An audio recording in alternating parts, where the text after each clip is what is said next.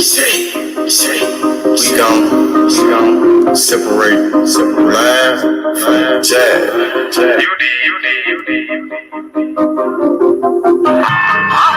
You might understand me. Am is better than am. Oatmeal better than oatmeal. Trap. I'm on my motherfucking trap shit. I'm on my motherfucking trap shit. I'm on my trap shit. NBA, I'm the number one trap. 57, nigga on his ass down. Nigga came at me about a fucking bitch. D57, I laid his ass down quick. Wow, boom. Yeah, all that shit. Niggas talking shit. Wrong with all that shit. 20, 50s, 100 shit, I want it all. First round drought pick, that's how I ball. Bitch, this shit bad, but I put that hoe on pause. Trap. I'm on my trap shit. I'm on my motherfucking trap shit. NBA baller, I'm that drop pick.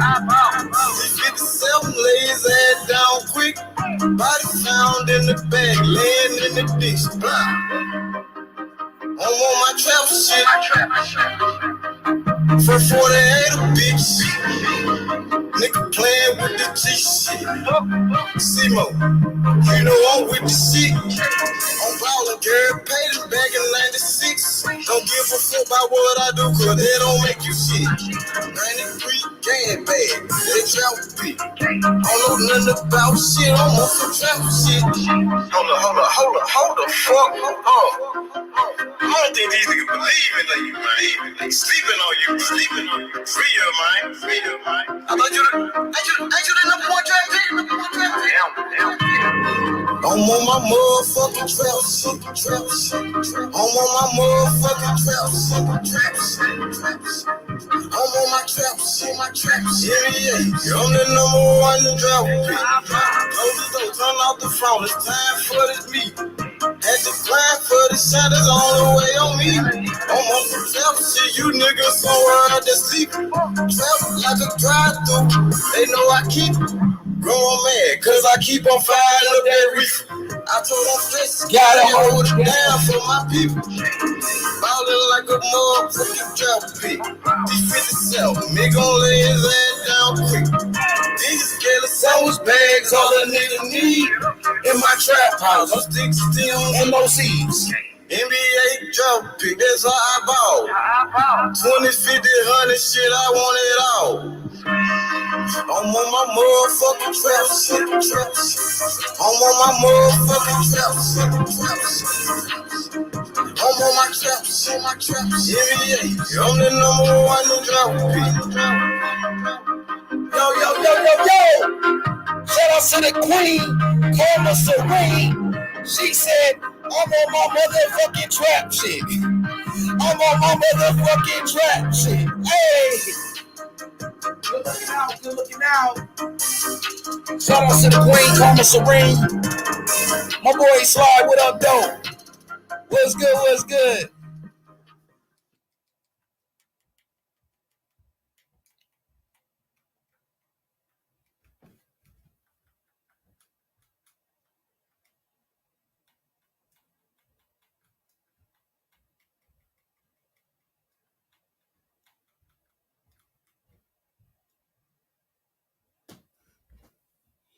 It's a great time to get. What up, though?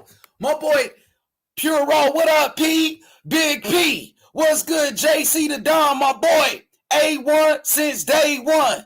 You dig? What's good, Danny the Great, my boy? Good looking out, Karma. Good looking out. What's good, though?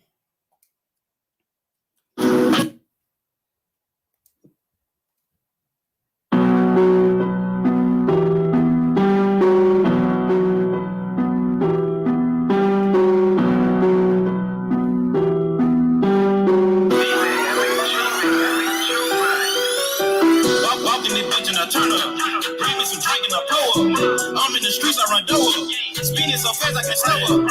Spinning so fast I can't slow up. Spinning so fast I can't slow up. I spin it so fast I can't slow up. I'm in the streets, I run door up. I walk in this bitch and I turn up. I walk in this bitch and I turn up. I walk in this bitch and I turn up. I burn up the cushion, I'ma burn up. I'm in the streets, I run door up.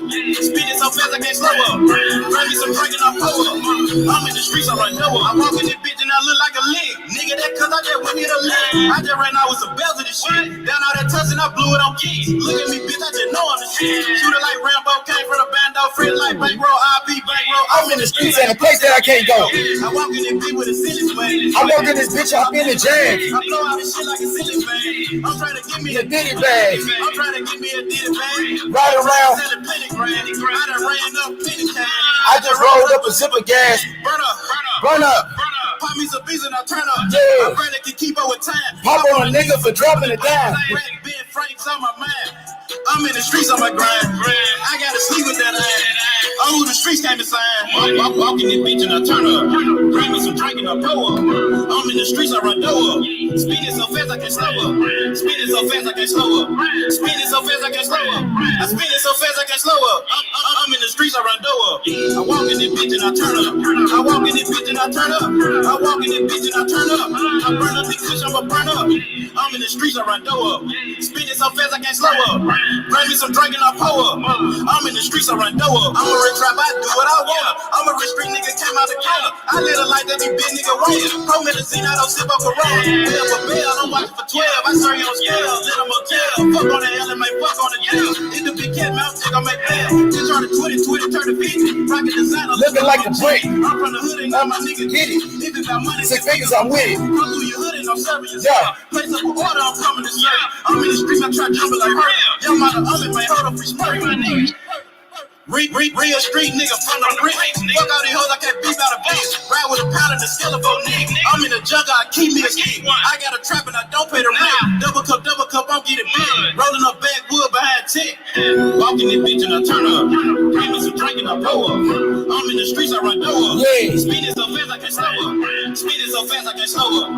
Speeding so fast I can't slow up. I speeding so fast I can't slow up. I'm in the streets, I run door up. I walk in this bitch and I turn up. I walk in this bitch and I turn up. I walk in this bitch and I turn up. I burn up the cushion, I'ma burn up. I'm in the streets, I run door up. Speeding so fast I can't slow up. Bring me some drink and I pour up. I'm in the streets, I run door up.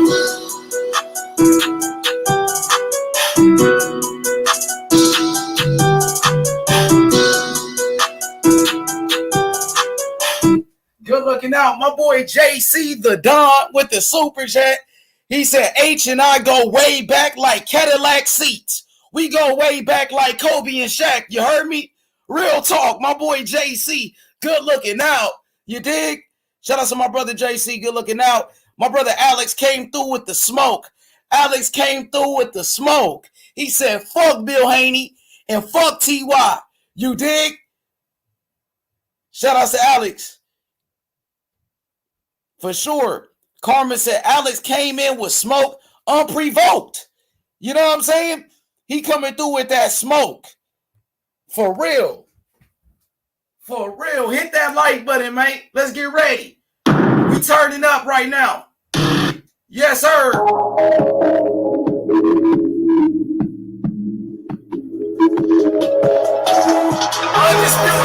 Undisputed. Let's go, JC. Canelo. We undisputed in this bitch. You heard me? I'm chasing these bills. And I live like the rap niggas already. I ain't even never had a deal. I'ma take you to bills. I'ma crack me a shield by chasing these bills. Look how a nigga live. Street nigga, what it is. What it is. I just pulled up a 8 out of pint. I'm a little nigga, but I got right. What it is.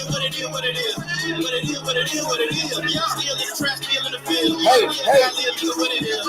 Back to go top of your face. I bet your bitches design that flex. I done ran up me a check. And I still bang the same set. Still with the same nigga, yeah, what it is. So a lot of weed nigga about a whole field. I was 18, nigga, with my own crib. I was 19 when I went to this time. All the fuck shit, nigga, I ain't got time. I'm a cute nigga about mine. And I shine on Obo without trying. And I smash that pussy without mine. When the cop comes, so what it ain't mine. Your mouth low, niggas wanna drop down. I'm a young man, nigga like John Gotti. He say shit, nigga, you ain't call about it.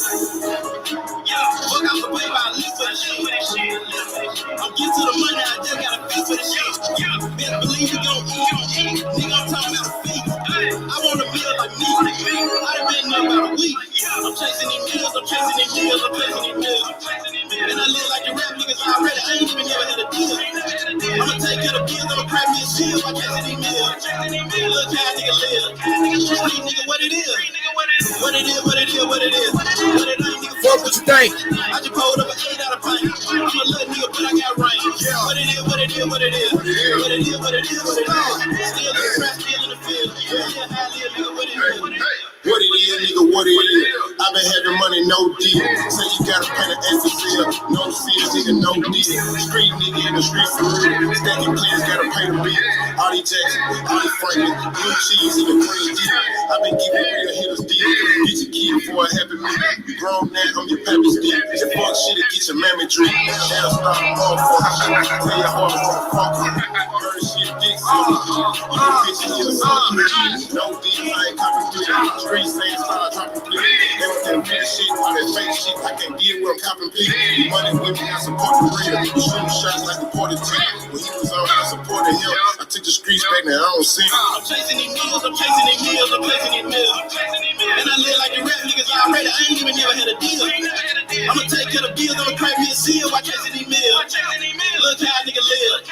Street nigga, what it is.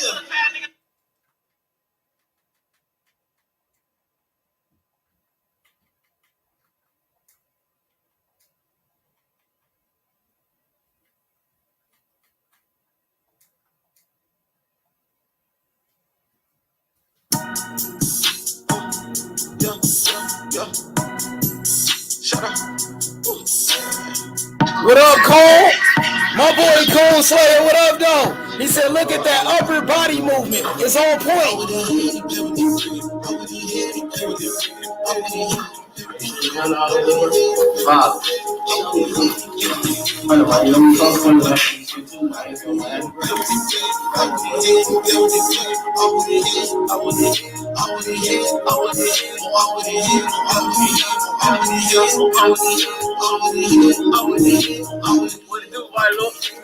Yeah, man, ran off on his walk.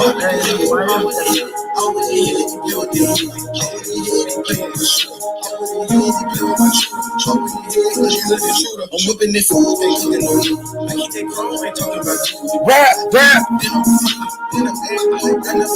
I hate to say it when I'm on the field. Last night, man, that shit that got real. Come through your block, they got me some shots. They thought it was dead, but we let them live. Choppers on deck, and we shoot the kill. I thought they were better fucking off my hip. These niggas ain't killed one thing. No cap, the feds didn't give me for real. Yo, it's good. What's good, Aaron? Aaron, what up, What's going on, brother? How you doing, bro? Talk to me, man. Canelo Alvarez, undisputed super middleweight champion of the world, bro. What's going on, man? Talk to me. Yo, look, listen.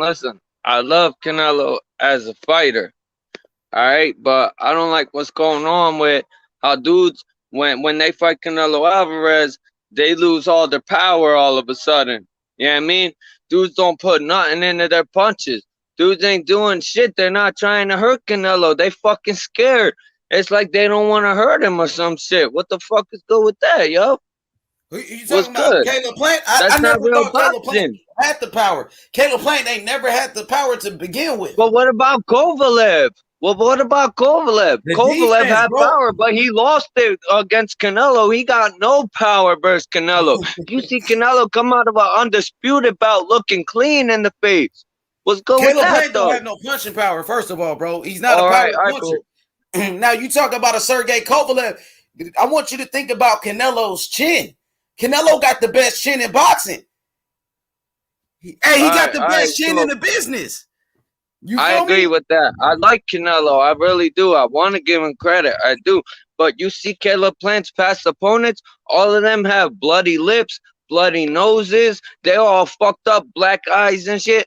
And what about Canelo come out undisputed and clean? He don't got no bruises or nothing. Canelo's on a different level from a Jose Uzcategui in a finger butts. Whoever those bums Caleb Plant was fighting, Canelo Alvarez is on a different level. Like Canelo told Caleb Plant to his face, I'm on a different level. You know what I'm saying? And that's what that was, my brother. They was like, bruh, you seen how they was talking and talking what and was they saying? moving left and right. What was they saying? What was You said? seen? He said, "Oh, I respect your power. Oh, it's some good boxing, ain't it? Oh, yeah." And they move left and right, like 8 times, and then the crowd starts booing. So then they start throwing punches. That And wasn't Canelo real knocked him out, boxing. though. Canelo That knocked him wasn't out. real boxing, man. Canelo, it That was was some real fake boxing. ass Canelo knocked shit. his ass out. Canelo #1 pound for pound, the best fighter in the world, bro. Straight up and down, homie. And Caleb Plant got knocked out. Canelo wasn't on no friendly shit. Canelo went in there to knock his ass out, and that's exactly what he did, bro. Cause that was real boxing, right? It was real That's boxing. real Didn't Caleb boxing Plant now, get right? knocked out? Didn't Caleb Plant get knocked out? Don't try to take away from Canelo and his That's real accomplishments, boxing bro. now, though. That's real boxing now, though, right? Yeah, that's real It was boxing. real boxing. Congratulations Didn't to Caleb Plant Canelo. get knocked out? Canelo knocked Caleb Canelo's the Plant ass king. out. So don't tell me about, oh, they were talking. Canelo was trying to knock his ass out. That was Caleb Canelo Plant. the king. Caleb Plant was Canelo trying to the be king. He the Canelo's friend best. in there, bro.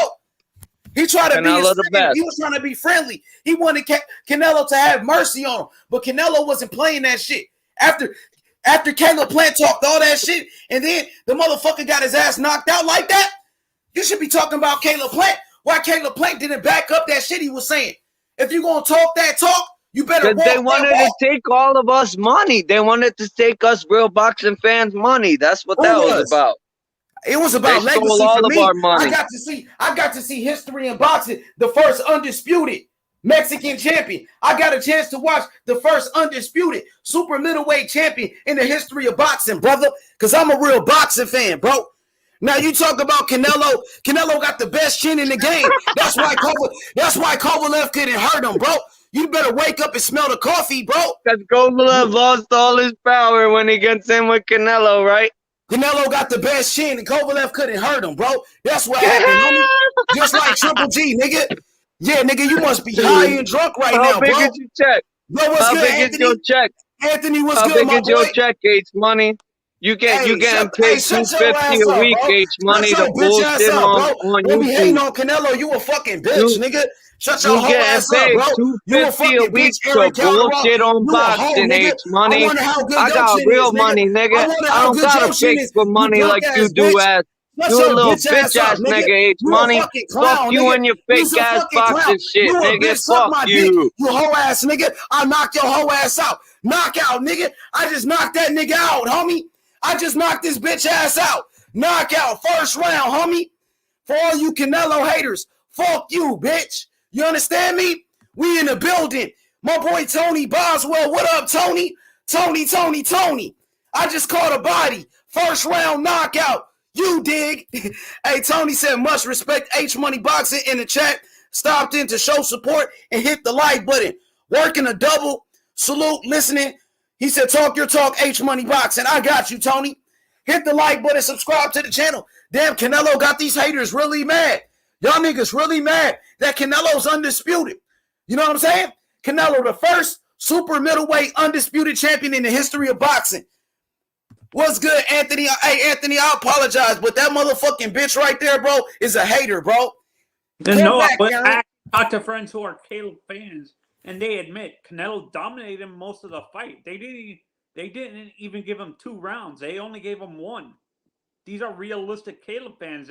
They see Canelo dominate him most of the fight. He didn't even get anything in, really.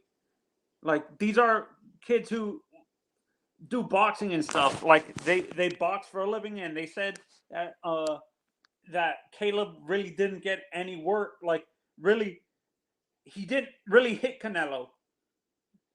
They even said that the judges who gave Caleb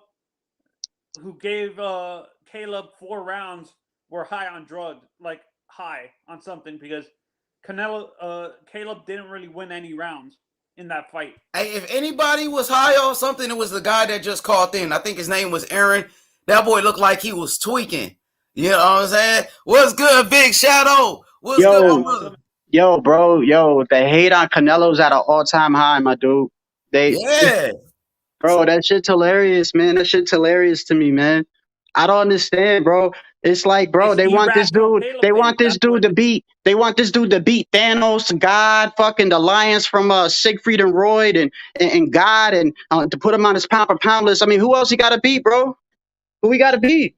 I don't understand. Who, like. It's irrational Caleb fans is what it is. It's like these irrational Caleb fans to the point where they don't want to admit Canelo dominated him during the fight and stuff like that. Yo.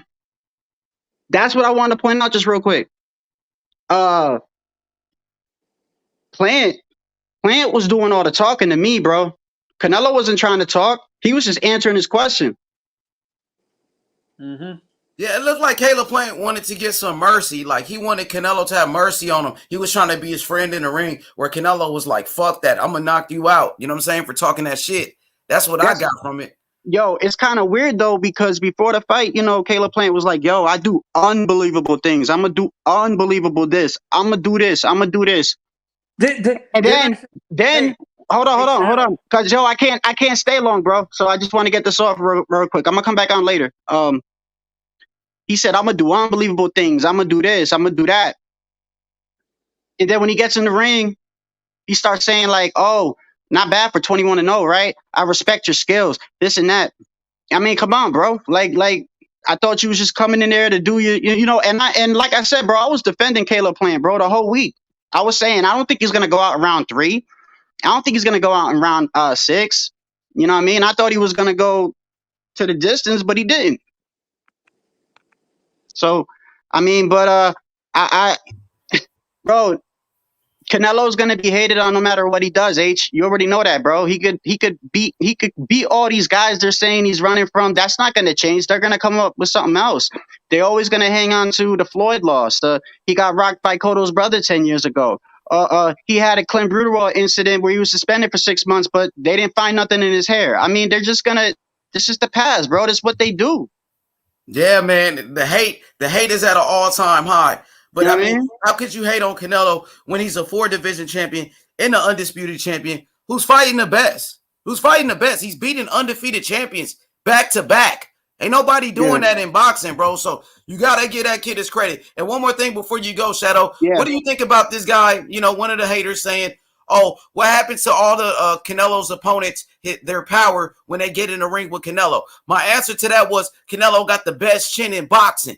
He goes in there with the biggest punchers like Triple G and Kovalev. But his chin, bro, that's the reason why they can't hurt him, because he got the best chin in boxing. What do you think about that, brother? I didn't hear a lot of the things he was saying. I literally just walked in a couple minutes ago and I clicked on and all I saw was you doing your usual when you're roasting somebody. You a bitch, right? And I'm like, okay.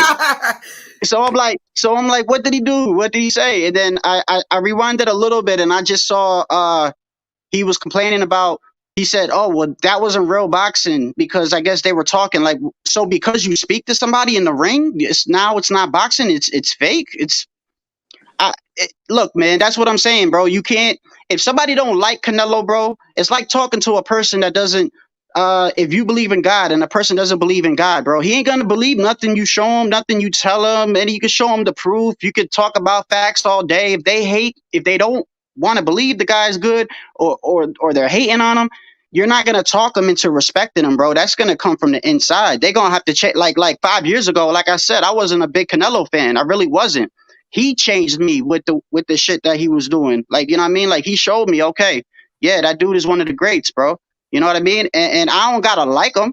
I ain't got to be a huge fan of him. I don't have to, what they call dick riding now and shit. I ain't got to do none of that just to give a man his respect. It's like we live like this YTBC shit. I'm gonna be fun. Like it's getting kind of old to me, man, because it's like you go on different panels and shit, and you give your opinion on a situation, and people think you a dick rider and shit. Like the whole TO Undisputed thing. You know what I mean? Like I don't know how many times I've had to say, bro, I understand both sides. I understand why people question him being undisputed. So therefore, there is a dispute with that. You know what I mean? And the only thing I'm saying is, but if you have a problem with the way T.O. got his so-called undisputed title, then shouldn't you be questioning the way Devin got his belt? Because you're saying he's the remaining champion. He needs to beat him. Well, how did Devin get his belt? You know, who did he fight for it? And so that I'm just looking at both sides, you know what I mean? But I understand what people are saying with T.O. because the WBC done fucked it up to where there's no clear understanding with the franchise belt. And I don't agree with the franchise belt a lot, you know what I mean? But I don't work for the WBC. That's just how shit is. And at the end of the day, if you criticize someone, you're a hater. If you try to spit facts and give respect to somebody for their accomplishments, you a dick rider fan, bro. Come on, you can't. These are It's fake one. boxing fans. These are a lot of fake boxing fans with YouTube channels, and they trying to get views. That's all they trying to do, bro. You know what I'm saying? We got this super chat from my brother Slide Tendencies. Hey, I'm gonna slide out. For sure. I come back, come fuck with us. Shout out to Shadow Ghost. So a Slide Tendency says, he said, used to always wonder why my girls have fits when I walk up out the mall. They be looking at me pissed. Maybe just because I ball. Riding 8 or 9 whips. And my name is Juicy J. And I ain't playing no bit. Shout out to my boy Slide Tendencies with the super chat. What's good, EJ? What's good, my brother? Salute. Hey, Jed, what's up, man? Hey, man, what's up, man? I was listening to that guy, man. And I've been telling you, H Money, that I've been hearing all kinds of shit all around. You know, that fucking Caleb Plant took a dive. But before the fight, they were saying Caleb Plant was going to beat the shit out of fucking Canelo. Now everyone's talking about Caleb Plant took a dive. They were talking fucking every boxing match fighters talk. And it's different shit. I don't know where the fuck they think this fucking fight is special. But these fighters always talk to each other. You got to remember, these are 2 men in the ring that are trying to beat each other up. There's going to be conversation, whether it be shit talking or whether it be, you know, praise for each other's fucking talents. It's happened. It's happened plenty of times. So I don't know what this fucking idiot is talking about. He can suck on the nether regions of the fucking nuts, please. Seriously, man. Bro, who you talking about? It's okay. Put a name on it. Go ahead. Feel free. Oh no, yeah. Oh, as far as the channels, no. Yeah, I mean, you're talking about somebody. Sound like. I'm not gonna mention channels because it's not worth mentioning. But the guy that you was on there with, that was talking about, they were talking and shit. Get the fuck out of here. That drunk fool that came to the channel. You're right. Why do you think I dropped off, H? Like, I'm like, I can't deal with this. Like, yeah, you know, the stupidity is at an all-time high. Let me just touch on what Shadow was saying about Teofimo Lopez. Like, Teofimo Lopez was invited to the podium by Canelo and Canelo's team. So all of a sudden, everybody got a problem with Teofimo Lopez taking pictures with Canelo Alvarez, bro. You guys sound like some straight bitches. There's always a fighter that people got to hate on. First, it was Tyson Fury. Everybody hated Tyson Fury. Then Fury knocked out Wilder. Now Fury is undeniable the #1 heavyweight in boxing, so they can't say shit about Fury. Then it was Canelo. Everybody hated Canelo. Now Canelo's undisputed. They can't say shit about Canelo. They need somebody to hate on. These so-called boxing fans. And now they hating on Teofimo Lopez, bro. And this is the guy that beat the #1 pound for pound, Vasily Lomachenko, bro. You fake-ass boxing fans, get the fuck out of my sport, bro. Real talk, bro. Teofimo Lopez, he's on a pound-for-pound list. He beat the best fighter in the world, Vasily Lomachenko, bro. And how you gonna hate on that? You got know what it is? Taking a picture with Canelo? Motherfuckers, y'all on Canelo's dick so motherfucking tough? Y'all got mad? Y'all jealous that T.O. got a picture with him? You niggas all up in your feelings and shit? Teofimo Lopez, he did what he was supposed to do, and that's fight the best and beat the best. And you can't say the same thing with Devin Haney. You can't say that. Devin Haney didn't fight nobody for his motherfucking belt. Straight up and down, bro. That's a participation ribbon, to be honest. These fake-ass boxing fans, bro. Teofimo Lopez and his dad.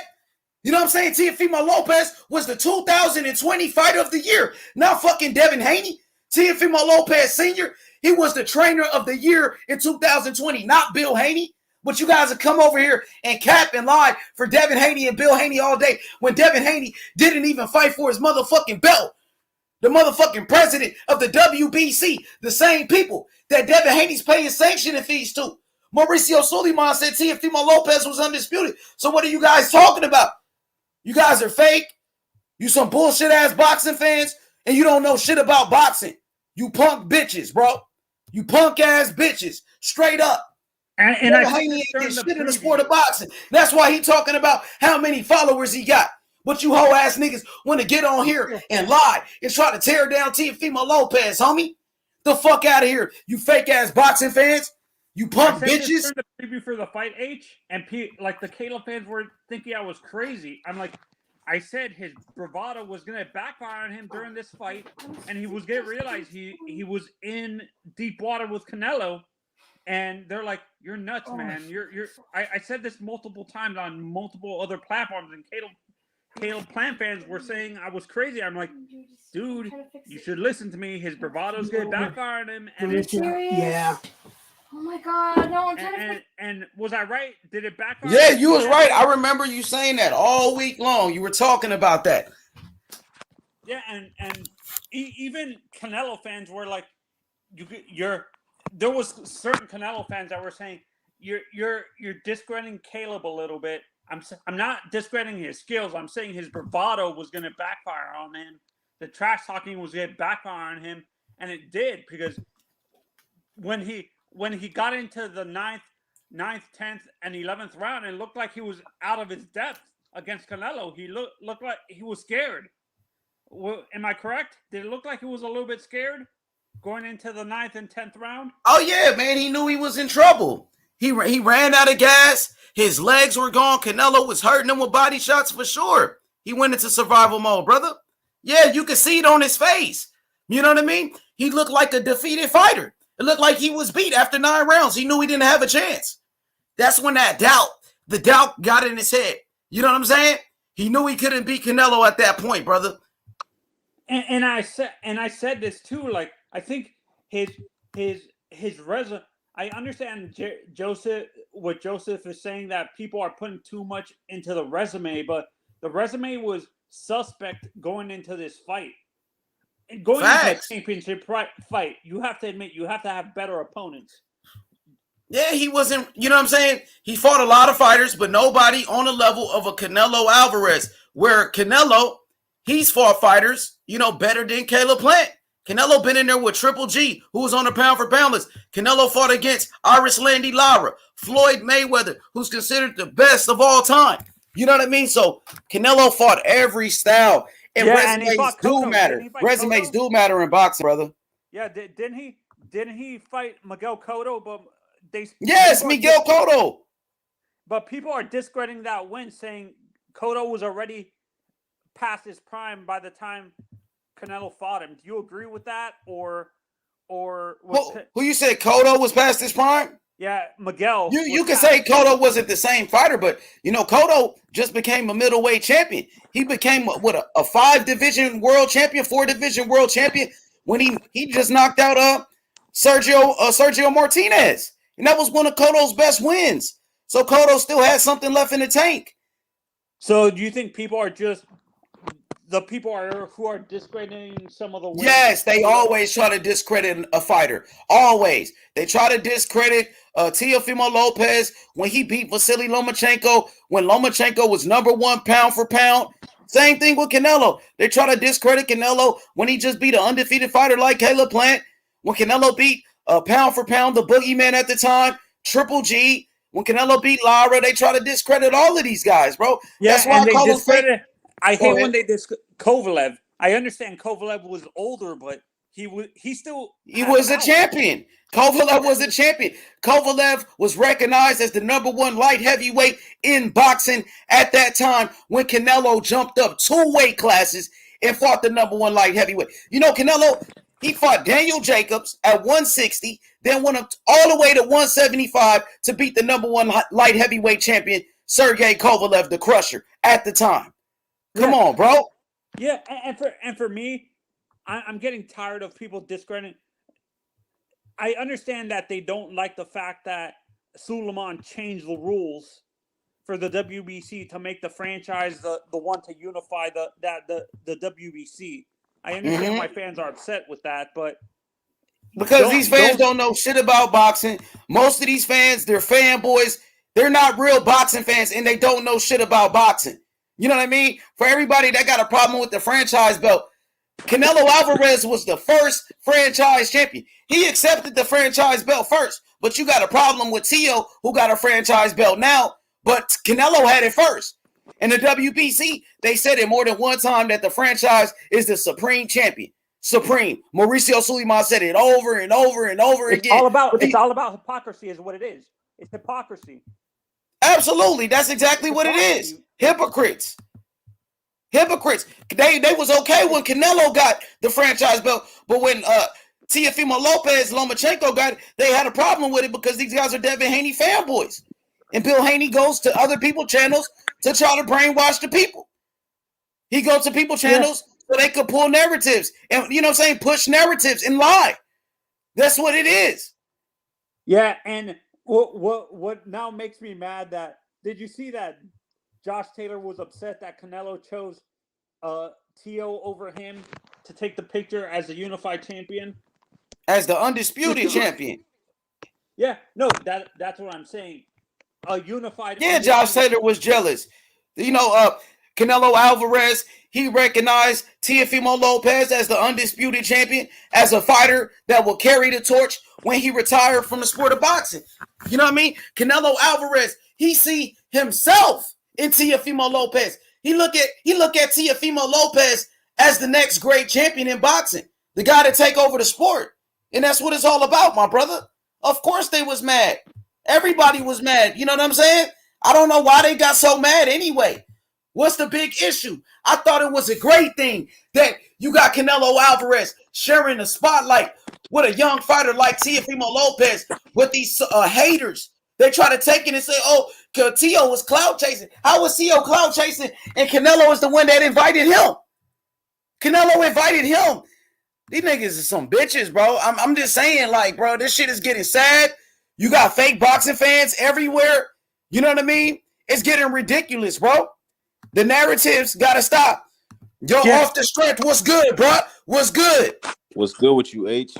Man, chilling, bro. What's good, man? Canelo knocked out Caleb Plant. What's your thoughts, bro? Hey, man, it was a good fight, but yeah, we kind of knew the result already. Caleb, he throwing those pity-pat punches, not throwing enough power to make Canelo go back. And I don't know if anybody caught it in like the fifth round. They were in a clinch, and then Canelo threw a left hook, and he buckled Caleb. Caleb was stumbling back, but the announcers didn't catch it. But yeah, that left hook Caleb was a sucker for a left hook. Couldn't keep that glove up. He was hitting the top of his head. It was bouncing off the top of his skull.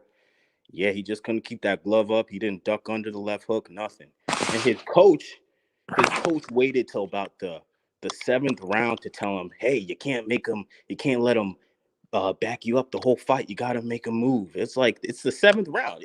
I noticed from the second round, I'm like, damn, Canelo ain't giving this dude no space. Like, he's taking the ring.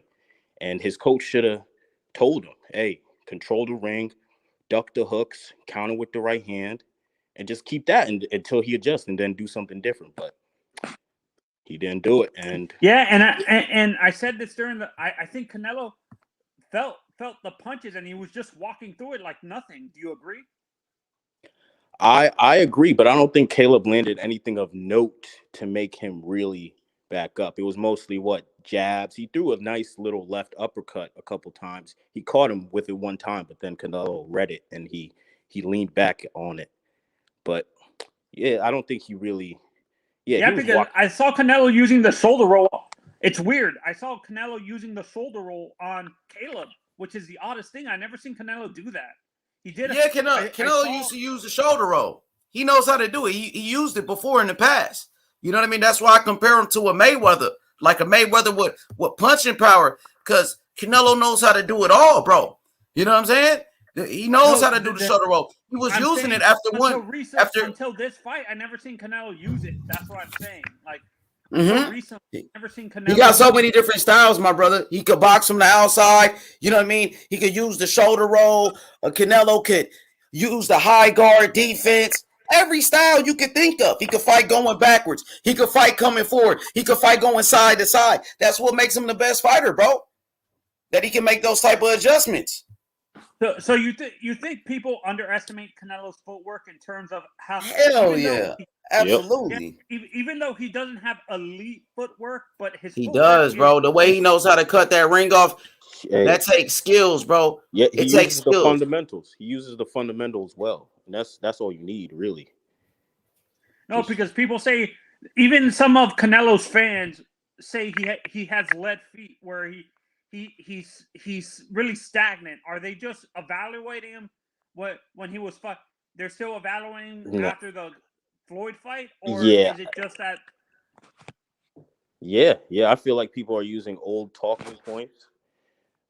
They're not really analyzing the fight and looking at who he's fighting and what he's doing to beat that fighter, because not every fighter you got to move around. You don't have to use your feet a lot. Maybe, sometimes you move your upper body, which he's really good at too. So, yeah, he's just a really layered fighter. And and people need to realize Canelo, and with Canelo specifically, like, he had to be stagnant against Kovalev and Triple G because in general, those two guys are not really known for their footwork, right? Like, Triple G knows how to cut off the ring, my brother. Triple G could box. Triple G was an Olympic silver medalist. So Triple G has some very good footwork as well. No, I'm talking about Sergey. Specifically Sergey Kovalev, the Crusher.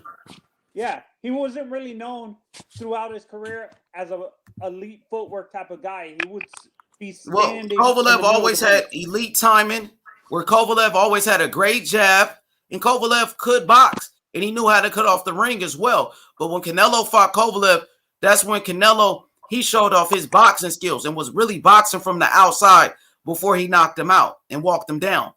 Mm-hmm. Yeah, that's what people need to understand. I'm a casual fan. I ask these questions because I sometimes don't understand why people do that. Because, it's not hatred. I think it's just not the understanding of boxing is what it is. It's ignorance in not understanding that a fighter is changing his style depending on who he's fighting. That's the problem. A great fighter does that. Not every fighter does that. Some people just fight the same way. Do you think, in essence, that this is why I sometimes, in essence, that's why I compare. And I understand why you guys compare him to Floyd, but I compare him to Oscar a little bit too. Oscar did that too. He would adjust his style, so he used the same style, but he would adjust it to an extent depending on who he was fighting. Correct? Am I correct? Oscar did the same thing? Oscar got hit more. Oscar had good defense, though, too. I think he did get hit a little bit more than Canelo. But Oscar, remember, Oscar, he trained with Floyd Mayweather Sr. Floyd Mayweather Sr. was Oscar De La Hoya's trainer. And Oscar De La Hoya, he knew how to do the shoulder roll, too. I don't even think Oscar De La Hoya ever been knocked out until he fought Bernard Hopkins. When he went up to middleweight, that was one of the only times he was knocked out. And then when he fought against Manny Pacquiao in his last fight, didn't Oscar fight Cotto? Didn't fight Oscar? No, Oscar never fought Miguel Cotto. No. But Oscar fought everybody else. Oscar De La Hoya fought Ike Corte, Gennaro Hernandez, Hector Camacho, Pernell Whitaker, Shane Mosley, Felix Trinidad, Bernard Hopkins, Manny Pacquiao, Fernando Vargas, Ricardo Mayorga. He fought everybody, Oscar De La Hoya. Yeah. But bringing up Oscar De La Hoya, I remember I was watching an interview, and one of the things he said is that one of the things that Canelo does is that whenever he throws a left hook, he raises up his chin, and he does. Like, you see it every fight. You see it when he's hitting the bag. You see it in the fight, and I'm just thinking, like, who can exploit that? What's a fighter you think that could catch Canelo when he's throwing that left hook instead of just cowering away? It got to be somebody with some tremendous hand speed and a great counter puncher. I don't know if it's anybody that can do it. I'm gonna ask you. Let me ask you off the strength. Do you think it's a Charlo or a Benavidez that can do it? I think if anybody, I would say Benavidez, because he has more volume. I feel like a Charlo under pressure, he might be a little bit more defensive. When there's pressure, he's going to throw more punches. But the defense, he might get caught with something. But His defense is good enough. He steps back a lot. He does that half step back. He puts his hands up. He covers up pretty good. So Canelo Does David have a good chin? Like, can he handle Canelo's punches? I mean, like, he's been down before, but he sprung back up. So he might be one of those fighters like, yeah, you got me, but fucking, I'm gonna keep going. Just like Tyson Fury, he got up how many times? Yeah, and I'm a boxing fan. The reason why I don't like Tyson is Tyson Fury specifically. It's not that he's I don't consider him a cheater. I don't think he took steroids or anything like that. It's just I'm not a big fan of how he carries himself sometimes. Like he can be super arrogant, like to the point where which great fighter wasn't arrogant? You know what I mean? No, most great fighters are arrogant, like a Muhammad Ali, who was the most arrogant, most cocky fighter ever, or a Floyd Mayweather, who was arrogant, cocky, and talk shit. It's the confidence thing, brother. His arrogance is to the point where he wants to overlook the fighter sometimes, is what he thinks. Who has he ever overlooked in his career? That's why he's undefeated. The reason why Tyson Fury is still undefeated, because he takes every fight serious, brother. Every time. As the underdog, he beat Vladimir Klitschko. He went to Klitschko's backyard in Germany and whooped his ass as the underdog. The same thing he did to Deontay Wilder. Came to America and destroyed Deontay Wilder's career. You know what I mean? So one thing about it, bro, I think it's about confidence. You know what I mean? I seen Muhammad Ali do the same thing. I see Sugar Ray Leonard and even Floyd Mayweather, of course. Right? How about, was Roberto Duran like that? Roberto Duran he talked the most shit. Roberto Duran was, he was a savage. Roberto Duran was a killer in that motherfucking ring, bro. Yes, Roberto Duran was confident. You know what I mean? He disrespected Sugar Ray Leonard and his wife. He disrespected Sugar Ray Leonard's wife, stick the middle finger at his wife at a press conference. He was worse than Fury, Roberto Duran. Jesus Christ. He did. Ask Sheldon Moore. Look, we got Sheldon Moore. Sheldon Moore, what's good, brother? What's up, brother, man? We talking about, Roberto Duran, how, in that first fight with Sugar Ray Leonard, he got in his head where he talked about his wife, disrespect. Said he was going to fuck her. Told her to come to his room so she could experience a real man. Oh, Jesus Christ. Wow. Yeah, Roberto Duran was very disrespectful. He was Mayorga before Mayorga. Mayorga is a perfect like another guy who's Tyson doesn't go that far. That's what I like about Tyson. Sometimes are you Mike Tyson or Tyson Fury? How about Tyson Fury? What about Mike Tyson? What about Mike Tyson? Was very disrespectful. Lennox for his kids. What about that? I want to eat no kids. But see, I heard your earlier question, H, and I want to answer it. You said somebody was asking who could exploit the fact that when Canelo throws a left hook, he raises up his chin. Yeah. Yeah, that's what Off the Strength acts. Yes, sir. I'm gonna be honest with you, Off the Strength. None of these dudes can exploit it. You know why? Because they don't fight enough. They're not active enough. That's why they lose. If you fight one or two times a year, heavier divisions like a Baturviev or he should stay away from 75. 75 is not going to end well for him. Those dudes are too big up there. Canelo's a small guy. He's only 5'8". So let's not make him Clark Kent or Superman, because he's not that. He's a good fighter. He's an excellent fighter, one of the best, if not the best of this era. But you asking too much. People that's rushing him up to 75 want to see him get beat. That's why they're rushing him up there. Them dudes are big up there. And sometimes skill don't matter. If a motherfucker too big, he's just too big. Nothing you can do. So you think he will struggle against Bivol and Baturviev? Better Biev will beat him up. I think Zerto Ramirez beats him up. Better Bivol, he has a shot because I don't think Bivol hits that hard. But them other two dudes hit a little bit too hard for him. Yeah, in my opinion, yes. I think Zerto got it too. So he'll never call out Zerto anyway. You'll never hear him mention Zerto Ramirez. He'll never. Well, mention he sparred him, Sheldon. It's not like he's exactly. Ducking him. He's my point exactly. He sparred him before. He been in the ring with him. I think Canelo beats all of those guys. I think Canelo beats all of those guys at 175. When you talk about a guy like Baturviev, somebody that's almost 38 years old already. Yeah, he's slowing down. Yeah, if you watch Baturviev's last fight, I don't think you guys watched his last fight, where he looked slow. He looked. He got dropped, didn't he? Didn't he get dropped? He got not in that one. He got dropped by Colin Smith a couple fights ago, a couple years ago. So I think Beterbiev is a monster. He is a beast. He got a lot of power. One of the hardest punchers in boxing. But I just think skills wins fights, Anthony. I think Canelo could outbox Beterbiev. I think Canelo could. Well, I don't even say this though. H, for those guys up there, if they don't fight more, he'll beat them too. Exactly. You cannot go into a fight.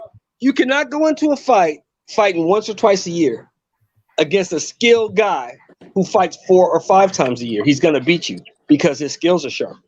I agree with Sheldon. That's what Canelo's been doing. That's Canelo been staying active, staying sharp, and these other guys have not been staying sharp. If you look at the champions, that's why I don't think Charlo has a chance because Charlo's fought how many times this year? Once.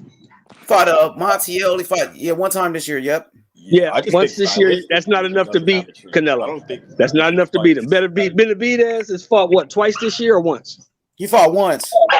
That's not enough to beat Canelo. You got to fight. You got to be active. You got to be sharp. And these dudes aren't active or sharp. That's why I think Canelo beat these guys. Strength, what'd you say, my brother? My bad. You was finna say something. You said you thought it's the reason why somebody. I think he said something about Charlo or something. Oh yeah, I said Charlo wouldn't even beat Canelo if he was fighting all the time. Just stylistically, he wouldn't match up well. I think his athleticism. He's athletic, so I think his athletic. He's flat-footed, but he is athletic and he's kind of quick.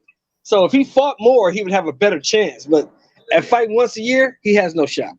Hey, what was that athleticism against Montiel, though? I ain't really see it. Montiel was getting on his ass in there, bro. And that's because he hadn't fought in like 15, 16 months. But I think he fought Derevyanchenko not too long before that, right? He fought Derevyanchenko. That was a year prior.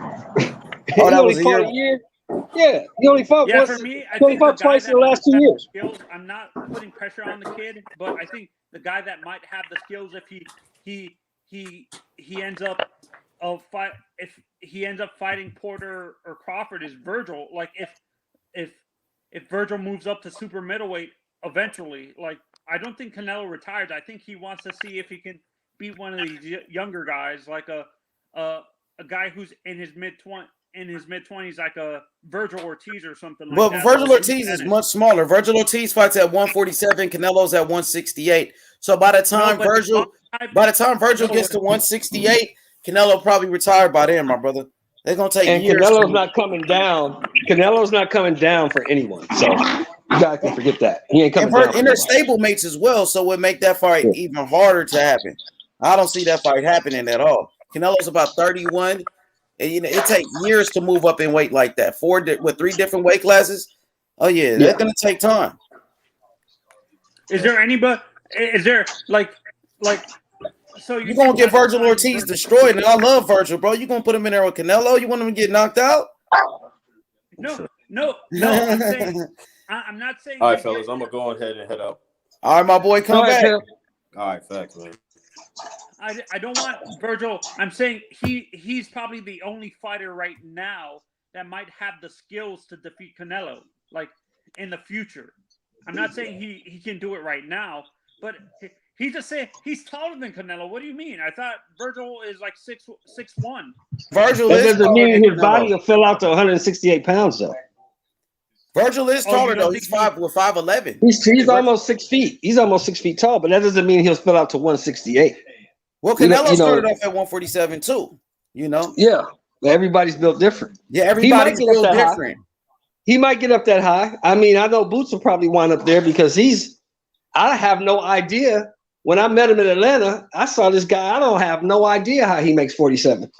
He way too big. Yeah, he's big though, Jerron Ennis. That's why I'm saying, like, for me, I think Virgil's too tall for.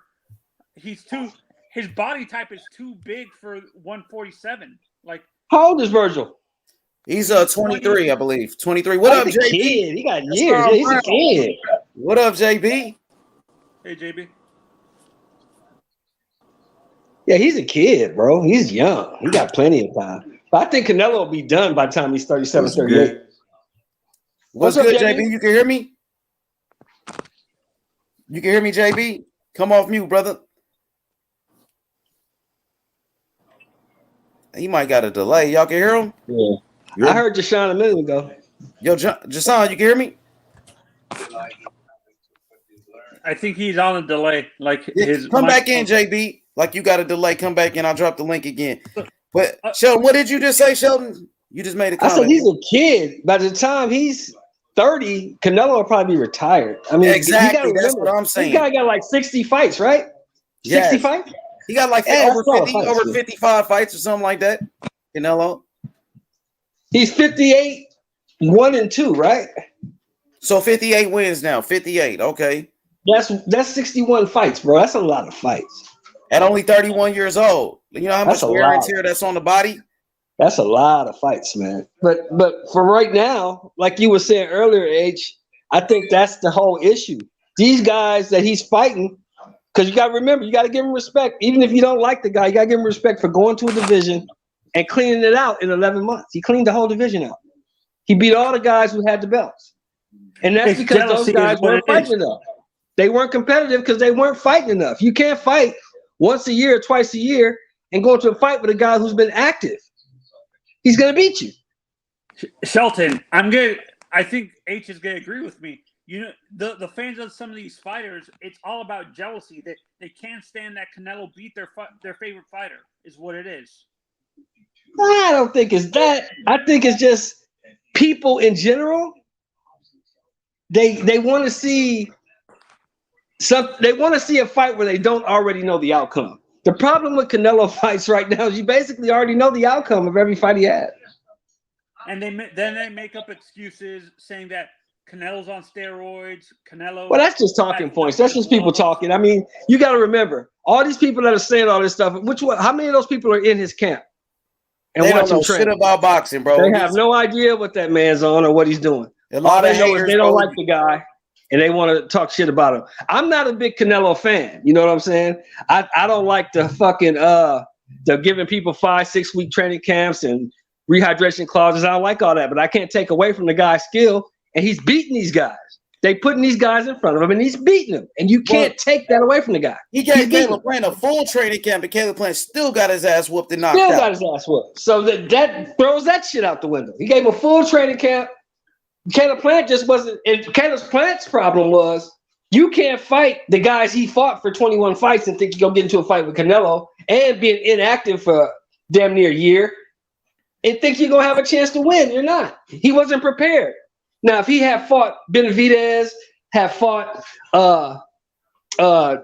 what's the guy, Danny Jacobs, had fought Rosado, people like that, if he had fought up until that time, maybe he would have been more prepared for the fight. But coming up, basically, you go to 11-week camp. So basically, you coming off the couch and going into camp. You haven't been fighting, bro. Your skills aren't sharp.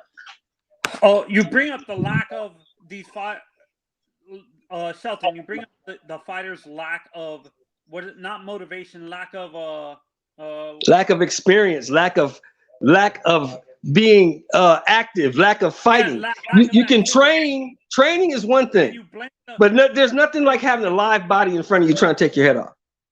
That's how you get sharper. But can you blame the promoters for protecting these fighters? That's what I'm asking. No, I don't blame the promoters for protecting the fighter because even though we don't like to think about it, we think that these promoters run shit. The promoter works for the fighter. The fighter can take the fight if he wants to take the fight. Tom Brown just told you that at the Crawford-Porter press conference. If two guys want to fight, we'll make the fight happen. Did he not say that? Okay. Yeah. Did Bud tell him to repeat that so everybody can hear you? If two guys want to fight, we'll make the fight happen. It takes two. And a lot of times these guys don't want to fight. That's why they're not taking the fights. Okay. And I asked H this question. I want your honest opinion. For Virgil, in terms of fighting style, which fighter would benefit even if he wins the fight? Let's say the fight between, let's say Crawford, or let's say if Porter wins, does that fight benefit Virgil development as a fighter, or do you think Crawford benefits Virgil development as a fighter even if he wins the fight? Stuff like that. Crawford's the better fighter, so fighting Crawford would only help him. Virgil fighting Porter is basically a carbon copy of himself. Porter's gonna come forward, throw a bunch of punches, volume puncher. Porter's only problem, he got great feet, but Porter don't have that much pop.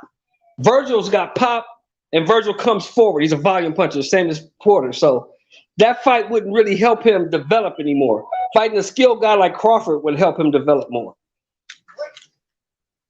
Yeah, I agree with. That's why, honestly, I would rather him fight Crawford or maybe an Earl Spence. Anthony, let me say this: fighting a guy like Sean Porter will only help a fighter like a Virgil Ortiz, where Sean Porter has fought everybody.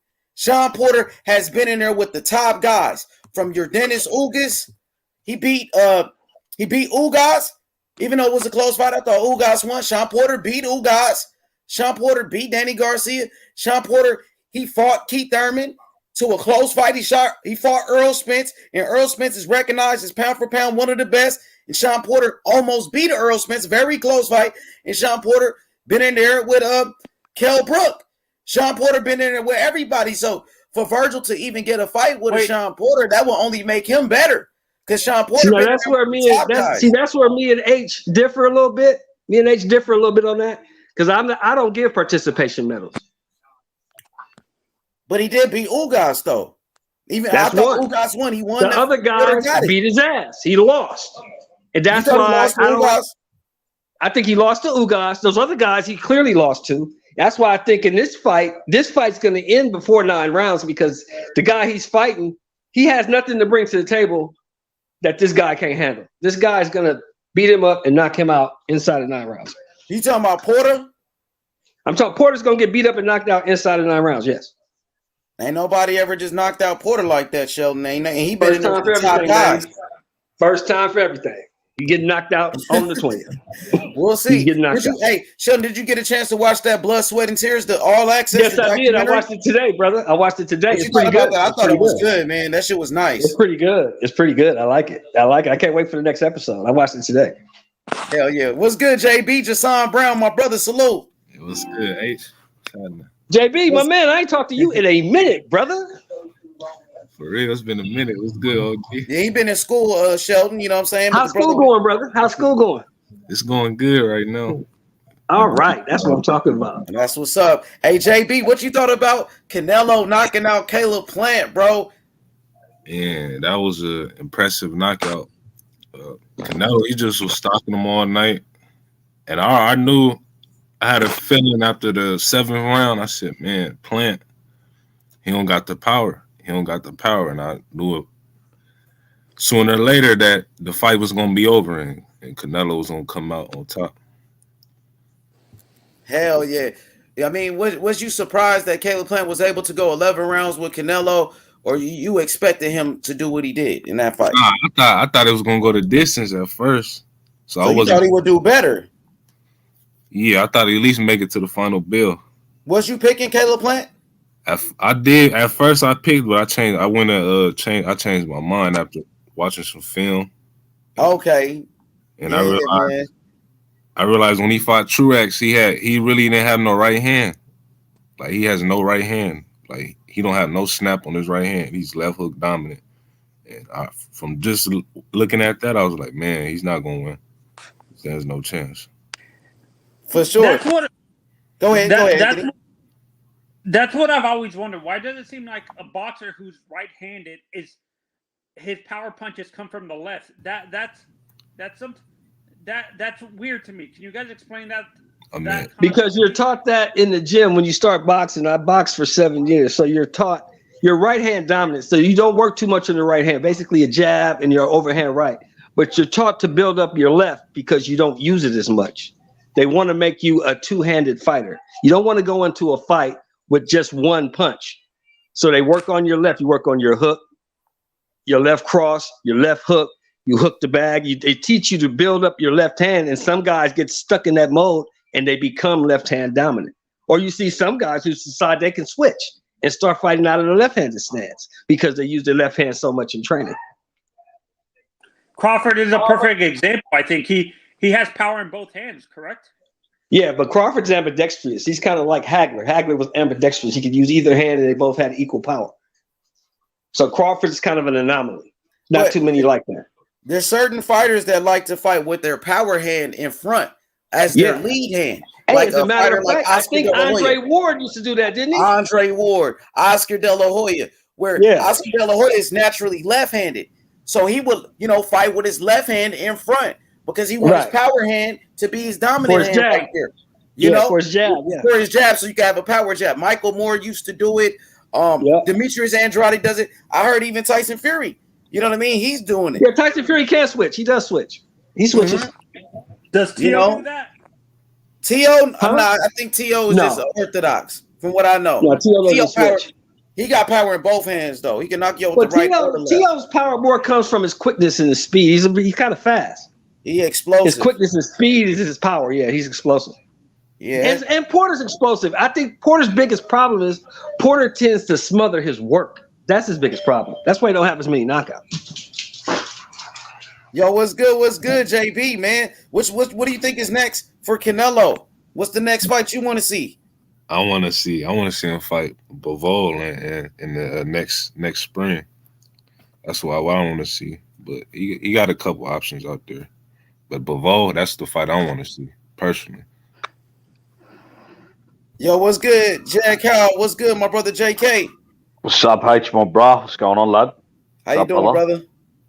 What's up? What's up, JB? What's going on, bro? Yeah, long time. It's been a long time, my bro. Good to speak to you, lad. Same. Yo, JK, remember yesterday we had the brother Joseph on the panel when he was talking about his situation with K9, remember? Yep. Yeah, so I remember K9 went to his channel and responded to the dude. He made a whole video. Damn, I'll have to check that out. K9 got a check. Yeah, he got K9. A YouTube channel. It's called K9 Boxing. And he did a whole video responding to Joseph. So, shout outs to Joseph. That's their situation. They got it's between two grown men. I'm going to stay out of it. But, yeah, you should check it out whenever you get a chance. Yeah. K9 did respond. Because I knew K9 had a check. Because K9 responded to me in a comment once. We were talking about boxing and just breaking down fights. And K9, responded to me. So I knew he had a channel, yeah. But I didn't know if he still had it or not. So, yeah, I'll go check that out.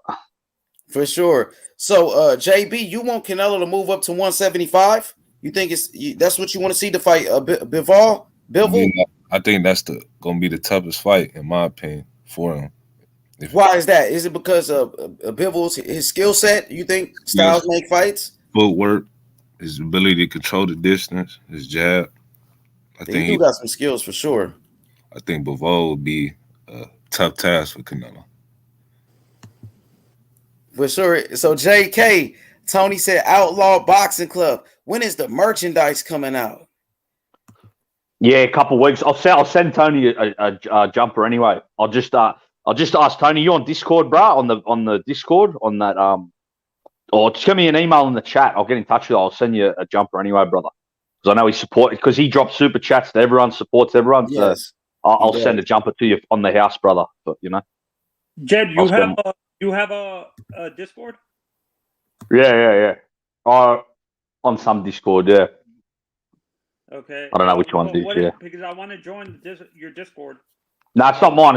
It's just someone. But I got an email, but that's why I'm just telling Tony to drop my email. But I put my email in the private chat anyway. Tony. So, Anthony, you got any questions for Jed?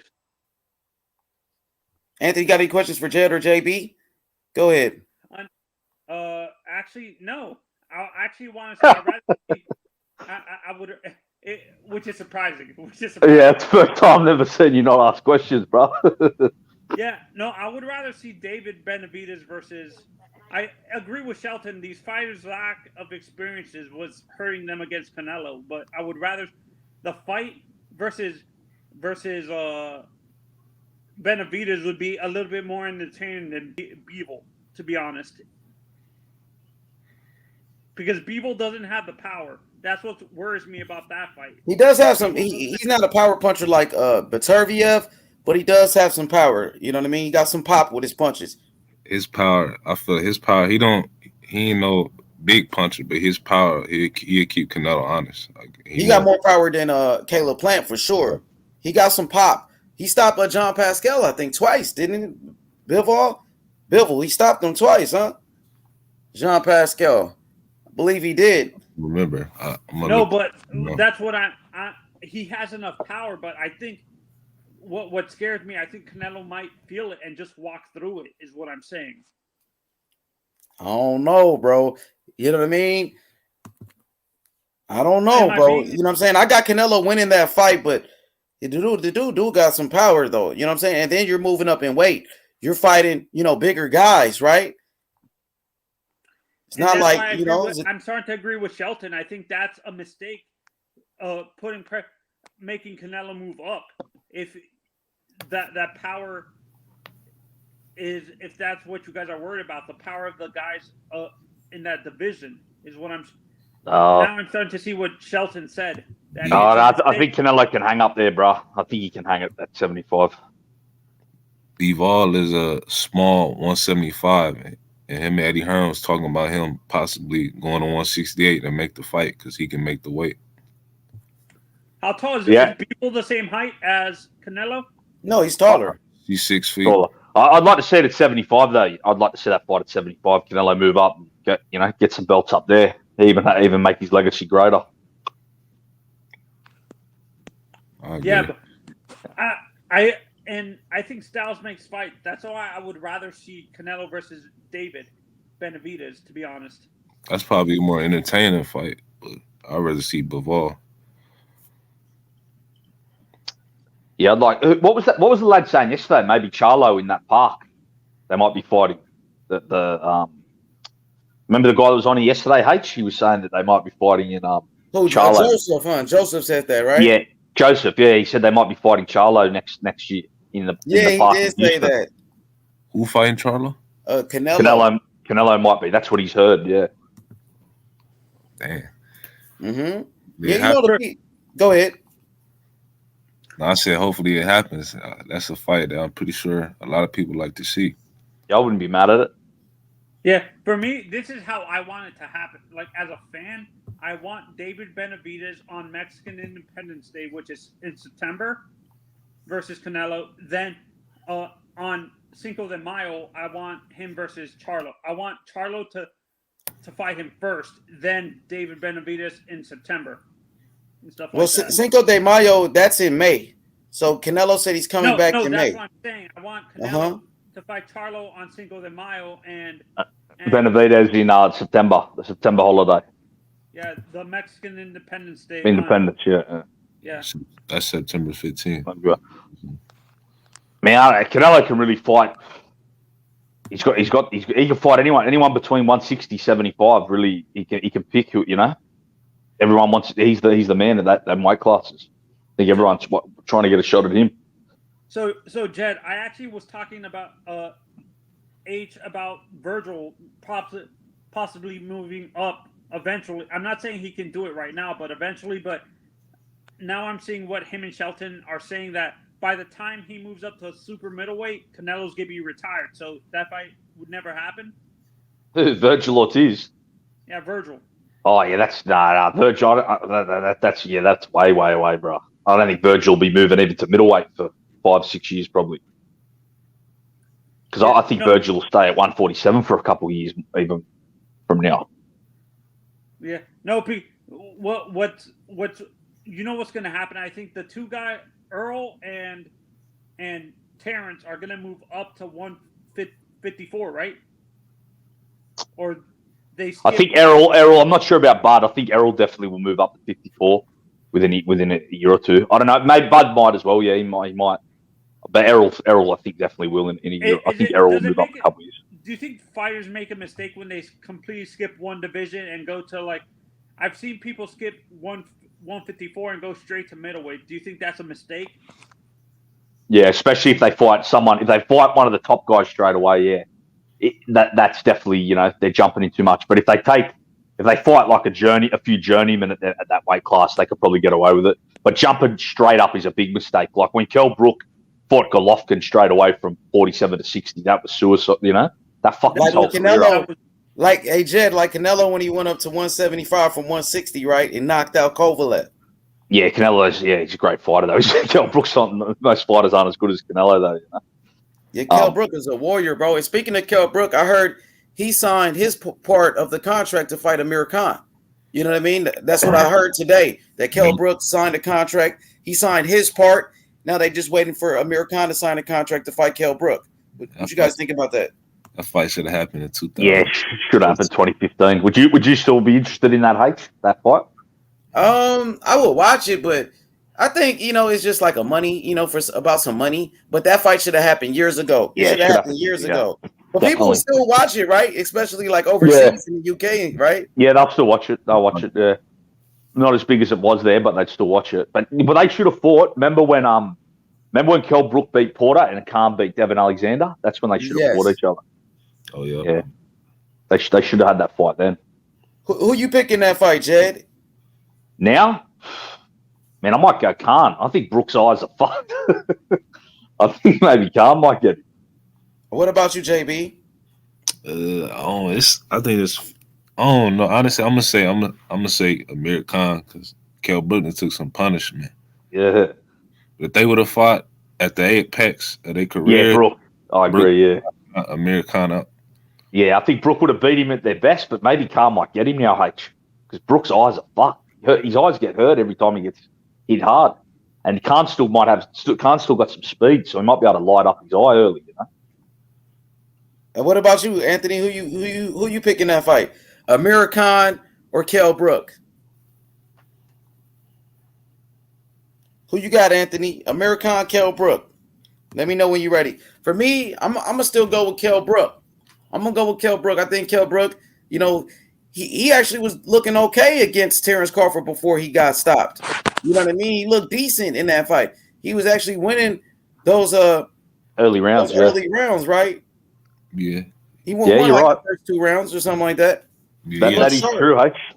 That's true. I just don't know if his eyes can hold up. You know what I mean? That's the only thing. If his face can hold up, I think he beats Khan. I think you're right. He probably Brook can still beat Khan, I guess. Do you think that fight happens? Yeah, I think it probably will because, like you said, they've got nowhere else to go, and it will still make money in the UK. So yeah, I think they will fight unless Khan still doesn't want to fight him. That's maybe the only reason it wouldn't happen. Because I think Khan never wanted to fight him when they were at their best. Because I don't think Khan could live with losing to Brook. If he did, he didn't want to take that chance. So Anthony, who you think wins that fight, Amir Khan or Kell Brook? In their prime? Right now. Right now. They talking about fighting. It's like I guess Kell Brook already signed a contract. For me, those guys need to retire. Honestly, it's not gonna be. I hope it doesn't become like that fight. Doesn't become like a Tyson versus Holyfield, where they think of putting the amateur helmets and the gloves and the padding. Did you see that joke of a pay-per-view with Tyson and Holyfield? Oh, which one? The second fight? No, that I'm talking about they did a exhibition with Holyfield. Oh, they were supposed to, but it never happened. They were supposed to do like a fight on Triller, but the fight never happened though. No, I thought there was an exhibition with 2 retired fighters. Was it Roy Jones? Oh, you're talking about Roy Jones Jr. and Mike Tyson. Yeah, that one. That's what I meant to say. I hope they don't, and because these guys are honestly past their prime already, and I don't want to see them get it. If they're actually thinking of fighting, I'm not going to waste my money watching that fight. That's too scary for me, seeing those old guys past their prime like that fighting and stuff like that. They're not. I mean, they're not. Yeah, they're not that old, bro. They're not that old. But they've been retired for a little bit. I'm only like 36.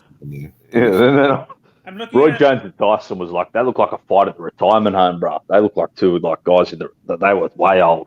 They're not that old, Khan and Brook. No, but you understand what I'm saying. They've been outside the ring for a while. Yeah. I get what you're saying. Yeah. That's why I don't find it entertaining. I'm afraid. No, I do agree. I'm not too interested in it either, but it's like we said, it should happen. I would say Andre, not Andre. Really crazy. Amir Khan. I would choose Amir because honestly, Amir was one of my favorite English fighters growing up.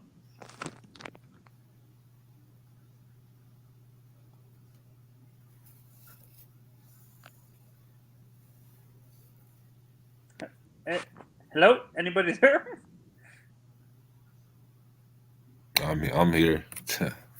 Yeah, and And to be honest, like I said, I don't find it entertaining that they're forcing these guys into doing a fight. It's all about money, and I'm afraid these guys are going to get seriously hurt. How long have they haven't been training for a while?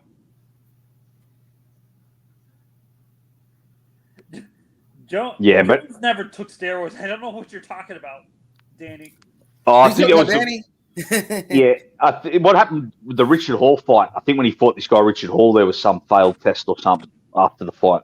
I'm not sure. I'm not know exactly what happened though. He did pop before Anthony. You know, like Jed said, it was at light heavyweight, that Richard Hall fight where he tested positive for a banned substance. You know what I mean? It's true. Great fighter. There's articles out there. No, but people use.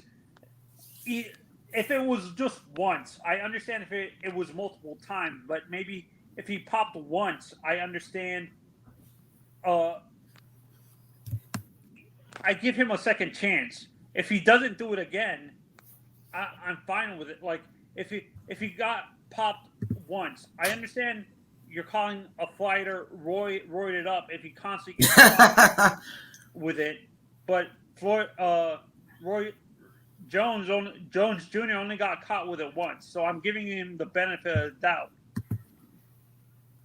In essence, because if he got caught with it multiple times, then I take the benefit of the doubt away. But if it was just once, I understand that he might have made a mistake and took something that some of these fighters take something not knowing what's inside of it, like mistakenly buy something not knowing that there's going to be a banned substance in it before they take it. Like for working out, some of these workout things, pre-workout things, have banned substances that you don't know are going to be in it. Do you agree? Like I know you guys haven't boxed before, but as an athlete, if you take some of these pre-workouts before a workout, you don't know what technically is in it. Like if there's going to be a banned substance in it beforehand, because these pre-workouts don't tell you if they have a banned substance in it. That's where I give these fighters the benefit of the doubt, because some of these pre-workouts that you buy from a GNC or something like that, or one of these workout places, don't necessarily, even though they have a thing that says they should, I don't think these guys, these pre-workout things don't really, these pre-workout companies that sell these powders don't really put it on. I don't know. I really care. A lot of these guys juice, bro, and probably a lot of them do that we don't know about. I just try to look at what happens in the ring. Like this lad in the chat said, James Toney, he popped. Vander Holyfield's been linked. Mosley, a lot of these legends, you know. Tyson Fury even had his own, whatever. I give them the benefit of the doubt. That's what I'm saying. I give some of these fighters, if it's Canelo had his things, but you know, I think most guys do it. You know, that's why I just look at what goes on in the ring. You know, Roy Jones is a great fighter either way.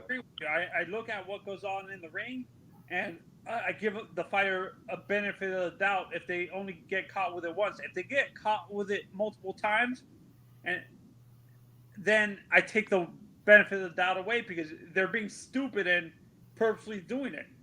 That's when I don't trust the fighter. Well, I'll ask everyone on the panel, like JB, Anthony H, give some guy steroids. Are we ever going to see anyone like Roy Jones, whether he's on steroids or not? You know, you're not going to see someone that athletic or explosive, no matter what steroids you give him. He's still a special talent, you know. Yeah, he is for sure. Since those Olympics, you know, since the amateur days, Roy Jones always been a special athlete, bro, with tremendous speed and great power. You know, but you asking, do I think we'll see another one like a Roy that comes up? Like even if you give someone steroids, they're still not gonna. You're not gonna be able to make another Roy Jones because he's special. You know, even if you give someone steroids, or a Bernard Hopkins, then they're not going to be able to be as athletic. It's a few guys. Well, it's one guy right now I see that he kind of reminds me of Roy, but not really. You know, it's just kind of, you can see the speed, you can see the athleticism and the power. I think that's you talking about Ennis? Yeah, I thought you were going to say Boots Ennis. Boots might be the only one. He kind of reminds me of a Sugar Ray a little bit, but you know, maybe not on that quite that level because we haven't seen him against the top guys yet. You know what I mean? But Boots, just watching, Boots look like he's something special. Just What look at about bro? I'll tell you who's athletic. Who looked quick and athletic. Do you remember this lad Rashidi Ellis? Yeah, I think he was Speedy at one. Yeah, Rashidi. yeah. What happened to him? I've never heard nothing He's with about him. Golden Boy. He just, they put him on the shelf, bro. Like he's like 28 years old. He still hasn't fought anybody. You know what I mean? I don't think he got the power, to be honest with you, Jed. Like you can see the speed it looks good against that lesser opposition, but I don't see it. I don't see it, to be honest. He doesn't have the pop. He doesn't have the power to go with it. Actually, when I look at Boots, I see where you guys are coming from with Roy, but he reminds me a little bit of Marvelous Marvin. Nah, I can't say that. Because he can switch. Yeah, maybe because he switches. Other than that, I can't see it. But those are some great fighters. Yeah. Like to compare a guy like Boots, who's a young fighter who really hasn't done much, to somebody like a Roy, that's kind of pushing it. You know what I mean? Yeah. It's really kind of pushing it. But we're just watching him, at this level right now. So far, it look good. So far so good. I want to see him in there with those top guys to see if he could do the same thing. Because Roy, go ahead. No, you go. Yeah, you seen Roy against the top guys and look, tremendous. We seen Roy against, Bernard Hopkins when he won his first world title. And, James Toney, and he looked strong. He looked sharp. He looked tremendous. So I'm just waiting for that, bro. I'm waiting for Boots, for him to do that against, another champion or a top guy. Then we can really, see what he's all about. Yeah, like Roy with Virgil Hill. Virgil Hill was a great fighter. Roy made him look like a clown, bro. Broke his ribs. Yeah, Virgil Hill was a gold medalist. He was a light heavyweight champion. He was a beast. Yeah. But that body shot broke his rib. That was brutal. That was a brutal shot. If I'd compare this and you switch it to Hagler, I think Crawford's more like Hagler. If you're going to compare someone modern day who can switch, I think Crawford's more similar to Hagler than Boots, style-wise and things like that. Oh, Jed, I had two fights that H already answered these questions. They're at the same age. And first, it's going to be Oscar versus Hio at the same age at 130, 135. Who wins that fight at the same age at 23? Damn, that's a great fight. I'm going to go Oscar. I think he was a beast at 135. He's Oscar huge for the weight. Oscar was a welterweight, I think, at 23. When he was 23, he's fighting Pernell Whitaker at welterweight. Yeah, I think you are right. Yeah, I think he was, because Oscar was I think he was 24, 23 when he fought Whitaker. I think Oscar was a lightweight when he was 21. Oh, okay, yeah. Maybe at 21 versus a 23-year-old Tio, who would win that fight? Oh, still might go Oscar. I think he might have just been too big at that weight class. And then Oscar was huge at 35. And Chavez Sr. at the same age. Nah, Chavez Sr. Chavez. But I'm gonna go Tio over Oscar at 20. Yeah, Tio's got a better shot than Navarrete. Navarrete gets fucked up by Chavez. So he said Navarrete has more power than Chavez. I don't know if he does, bro. Chavez's chin. Chavez will just eat it and walk through him and just rip his body up. Are you talking about Navarrete Chavez? Yeah, man, Chavez would destroy him. Chavez destroyed Navarrete. He would destroy him, bro. That won't even be close. Yo, what you about to say, JB? No, I said I want to see Navarrete versus Shakur or Oscar Valdez. I would like to see Oscar Valdez, Shakur, to be honest with you. I think Shakur beats them both. Yeah. So yeah, Oscar fought against Pernell Whitaker when he was 24 years old. He was 24 years old at welterweight. So now Tio is 24 years old. So that will have to be like a 21-year-old De La Hoya versus a 23-year-old Tio. I'm gonna go Tio. Tio on that one. Even though the competition Oscar was facing at but Tio's fought great. Tio's fought Lomachenko. That's probably better than anyone Oscar fought at 35. To be honest. Didn't he fight Gennaro Hernandez at 35? Oscar? Yeah, he did.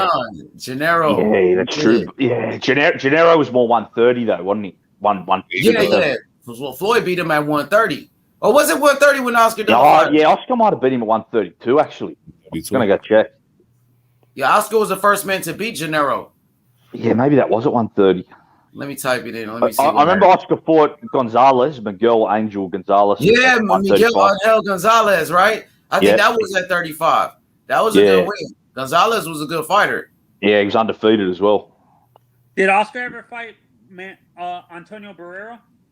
Nah. Hernandez was at 35, so Hernandez must have moved up. Oh, yeah, so he fought him at 35. So after Canelo Hernandez lost to Oscar, he went back down to 130. Yeah. But Oscar was 22 years old when he fought Hernandez.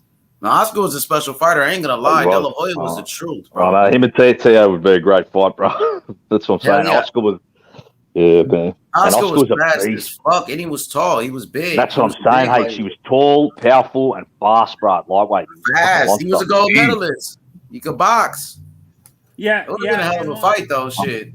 Yeah. He way bigger than Teo. 5'4", Teo 5, what, 5'7"? Teo about 5'7". He 5'11". Oscar got a 74-inch reach with some long ass arms. Teo with a 68, 69-inch reach. That's crazy.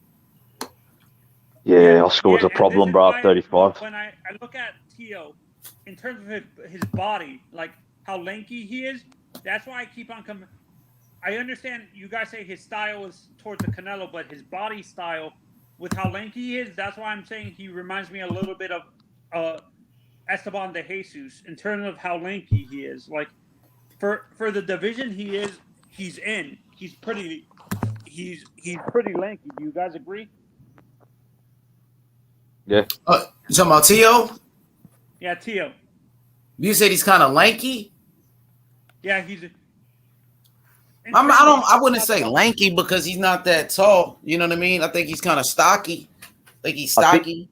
I think compared to Canelo, he was saying, yeah, he's not maybe not as stocky as Canelo, but I still wouldn't call him lanky either.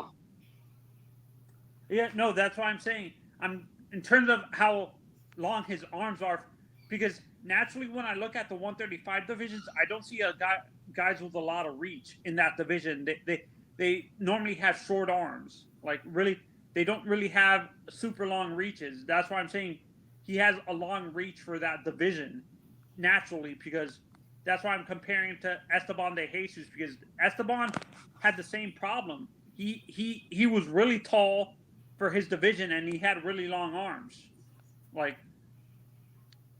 yeah, he had problems when his problem was he had to fight Duran 3 times. That was the Jesus' problem. Hey, he gave Duran all type of problems though. He did that. He beat Duran. He beat Duran the first fight. You're right. Yeah, Duran didn't even train for that fight, and it was a lackluster performance from a Roberto Duran, and he was embarrassed. You know what I'm saying? You know what I mean? And then the rematch, I think Esteban de Jesus dropped him in that rematch too. Did he drop him in the rematch? Yeah, did he drop him in the third? Yeah. Did he drop him in the third fight too, or just second, third fight? Duran beat the fuck out of him. You could tell Duran wanted to still put some beating on him for beating him in the first fight, and Duran was like at his best. You know, Duran just beat the fuck out of him. So did Duran fight Sugar before Esteban or after? No, after. That was at lightweight. He fought Roberto Duran fought Sugar Ray Leonard at welterweight. Okay, I wasn't sure. So he went from lightweight to welterweight and fought Sugar Ray Leonard, and no tune-em fights. He went straight for Sugar Ray Leonard, and he beat Sugar Ray Leonard because Sugar Ray Leonard fought the wrong fight. Roberto Duran was able to, he forced Sugar Ray Leonard to fight his fight. They went to war.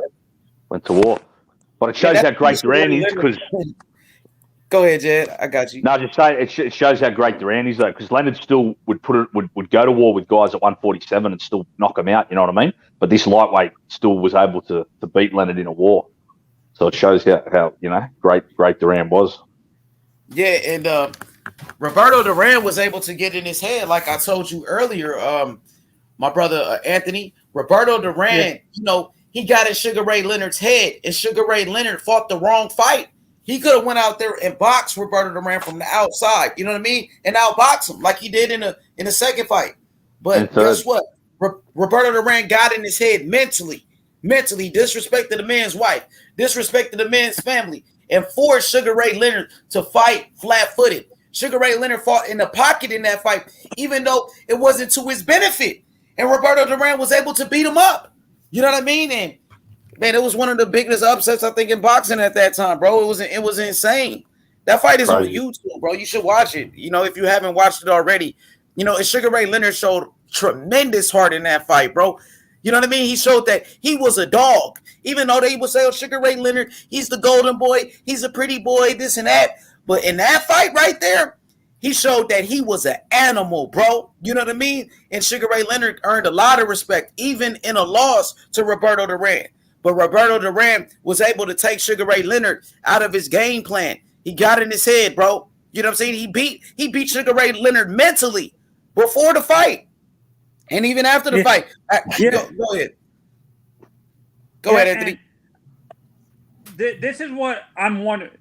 The first fight they always bring up when I search that fight, Leonard versus that rivalry, is a no Moss fight. That's the first one that shows up all the time when you search it on YouTube. They have to go all the way down to find the first fight of Leonard versus Duran. The first fight that shows up is the no Moss fight. Yeah, but you got to watch that first fight. First fight's one of the greatest fights ever. And just look at the way they fight each other in the pocket. Like Duran's defense in the pocket is crazy because Leonard's hands are so fast and Duran's slipping, fainting, everything, you know? Yeah. What is the point of these noodles? What'd you say, Anthony? The video you have on, they're using noodles on Canelo. What's the point of that? Can you explain? I'm gonna see if Jed can explain that. I know Jed, he did some boxing. Yeah, the noodles. I'm not too into the noodles, bro. A lot of trainers, yeah, they just do it for the fighter's reflexes and stuff. But I'd still just stick with the pads and work in the bag and that. I don't really believe in the noodles. My brother uses them noodles and that, but maybe I'm old school. I'm sleeping on them, but I don't really fuck with them. I don't really. But I see a lot of, guys like Canelo and that do use them, but I don't really like them, bro. You know, I'd rather just use the pad. Shane Mosley using it. I think, like Jed said, it's to do with the reflexes. As you can see right there, Canelo was working on his head movement right there. Yeah. And speed. I think speed. My brother uses them, because my brother uses them to train people, and he likes them. But yeah, I don't use them when I put people through the pads. I just use the pad. And there's a lot of conspiracies in terms of the no Moss fight. People are saying that the mob got to Duran. That's why he threw the fight. In essence, do you guys believe? Nah. What did he say? What did you say, bro? You said the mafia got Duran. I don't know. Nah, hell no. No, this is what happened. Roberto Duran beat Sugar Ray Leonard, and Sugar Ray Leonard wanted a rematch. And Sugar Ray Leonard, everybody knew in between fights, Roberto Duran did a lot of partying. He did a lot of eating. So Sugar Ray Leonard wanted to hurry up with the rematch. He wanted to rush the rematch because he knew Roberto Duran would struggle to make weight. And that's what he did. I think they did a rematch with like 3 months later, 4 months later. You know what I mean? Yep. And Roberto Duran struggled to make weight. And, Sugar Ray Leonard was outboxing. Sugar Ray Leonard frustrated Roberto Duran. He was taunting him. He was showboating to the point where Roberto Duran got so frustrated that he quit in the fight, bro. That's what happened. Sugar Ray Leonard is on record saying that. He said, I wanted to hurry up with the rematch. I wanted to rush the rematch with Roberto Duran because he did a lot of partying in between fights. He was celebrating his win over Sugar Ray Leonard. That's what he was doing. He was celebrating, partying, doing all that. And Sugar Ray like, let me hurry up and get this man in the ring while he's doing all of this partying. And that's what happened, bro. And Sugar Ray Leonard fought the right fight this time. So you think these people that use that conspiracy are discrediting Sugar Ray's win, in essence, saying that the mob that's why he threw the fight. Apparently, that he threw that fight and stuff. Do you think it's just people discrediting Sugar's win, in essence? I guess they tried to. For sure, they did try to take away from his victory because Roberto Duran quit in the fight. So, yeah, they try to say, oh, the only reason he won was because Roberto Duran quit. But there's records of Sugar Ray actually saying that he purposely did the fight 3 months ahead, so so Duran didn't have time to recover from all the partying. Yeah, that's true. That's what I was saying. That's what I was trying to say. Of course, it's true. Yeah, Sugar Ray tried to rush Roberto Duran into this rematch because he knew Roberto Duran wasn't going to be ready, and Roberto Duran did a lot of party. You know what I mean? He knew Roberto Duran was going to struggle to make weight. There was so many conspiracies that happened after that fight, bro. It was crazy, bro. For you guys, who in today's boxing game, who do you guys think is the closest thing, like close, not to Duran, to Marco Antonio Barrera in terms of how they fight? Of a Barrera? Go ahead, JB. Let me see what you think. Barrera? Yeah. Would you say Tio, in essence, is a little bit of Barrera because Tio likes to fight in the pocket a lot? Nah, I wouldn't compare him to Marco Antonio Barrera. I don't know. It's hard to say. I really don't see. That's who I was thinking of, but his style is more awkward. He's a lot more taller than Marco Antonio Barrera. But Navarrete, I think you could say you could say Emmanuel Navarrete probably the closest thing to Barrera. Or Estrada, Jose Manuel Estrada or whatever. Are you talking about Juan Francisco Estrada? Yeah, a little bit. How about you, H? Who do you? It's hard, bro, because you're talking about a legend in a Marco Antonio Barrera, the babyface assassin. It's hard, bro. It's hard to compare these new guys to somebody on that level. Because Barrera could do it all. Barrera could box. Barrera could brawl. He could do it all. He can make adjustments in the ring. He was the total package. He was the real deal. And then he had that killer instinct where, he was tough. He was mean. It's hard, bro. I don't think he was ever scared of Manny because he would walk forward on Manny like Manny was nothing. I've never seen someone do that to Manny. I've seen the highlights of some of their fights, and Marco would just walk down Manny like Manny was like invisible, like act like Manny wasn't there, which is odd for as a Manny fan to see that someone do that to Manny. Man, he was a legend. Marco Antonio Barrera was one of the best fighters in boxing, bro. This dude was a legend. He beat Eric Morales 2 times. Marco Antonio Barrera, he beat Johnny Tapia. What'd you say, JB? I said Prince Nazim. Yeah, destroyed Prince Nazim. Ended Prince Nazim's career, and Prince Nazim was on the pound for pound list. Marco Antonio Barrera was special, bro. It's like it's gonna be hard to compare anybody to somebody like him, but. Remember, he had war with Junior Jones. Marquez. How about Matt? Yeah, Junior Jones. He lost those fights. He came back. He beat Kennedy McKinley. Barrera. How about Marquez versus Barrera? Fight Danny Garcia. Marquez and Barrera, who I thought was better. Yeah. I think Barrera was better. I like Marquez. Marquez was a beast, but I just think Barrera was. Not Rafael. I'm talking about Juan Manuel Marquez. Juan Manuel Marquez. He was good too. He was beast. He was champion in different weight classes. He beat a lot of great fighters. Who you thought was better, Barrera or Marquez? JB?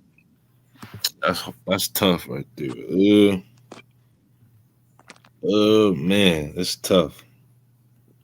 They actually fought, and I'm gonna say Marquez by a slight hair. Who won? Barrera beat Marquez? No, I think Marquez. He stopped Barrera.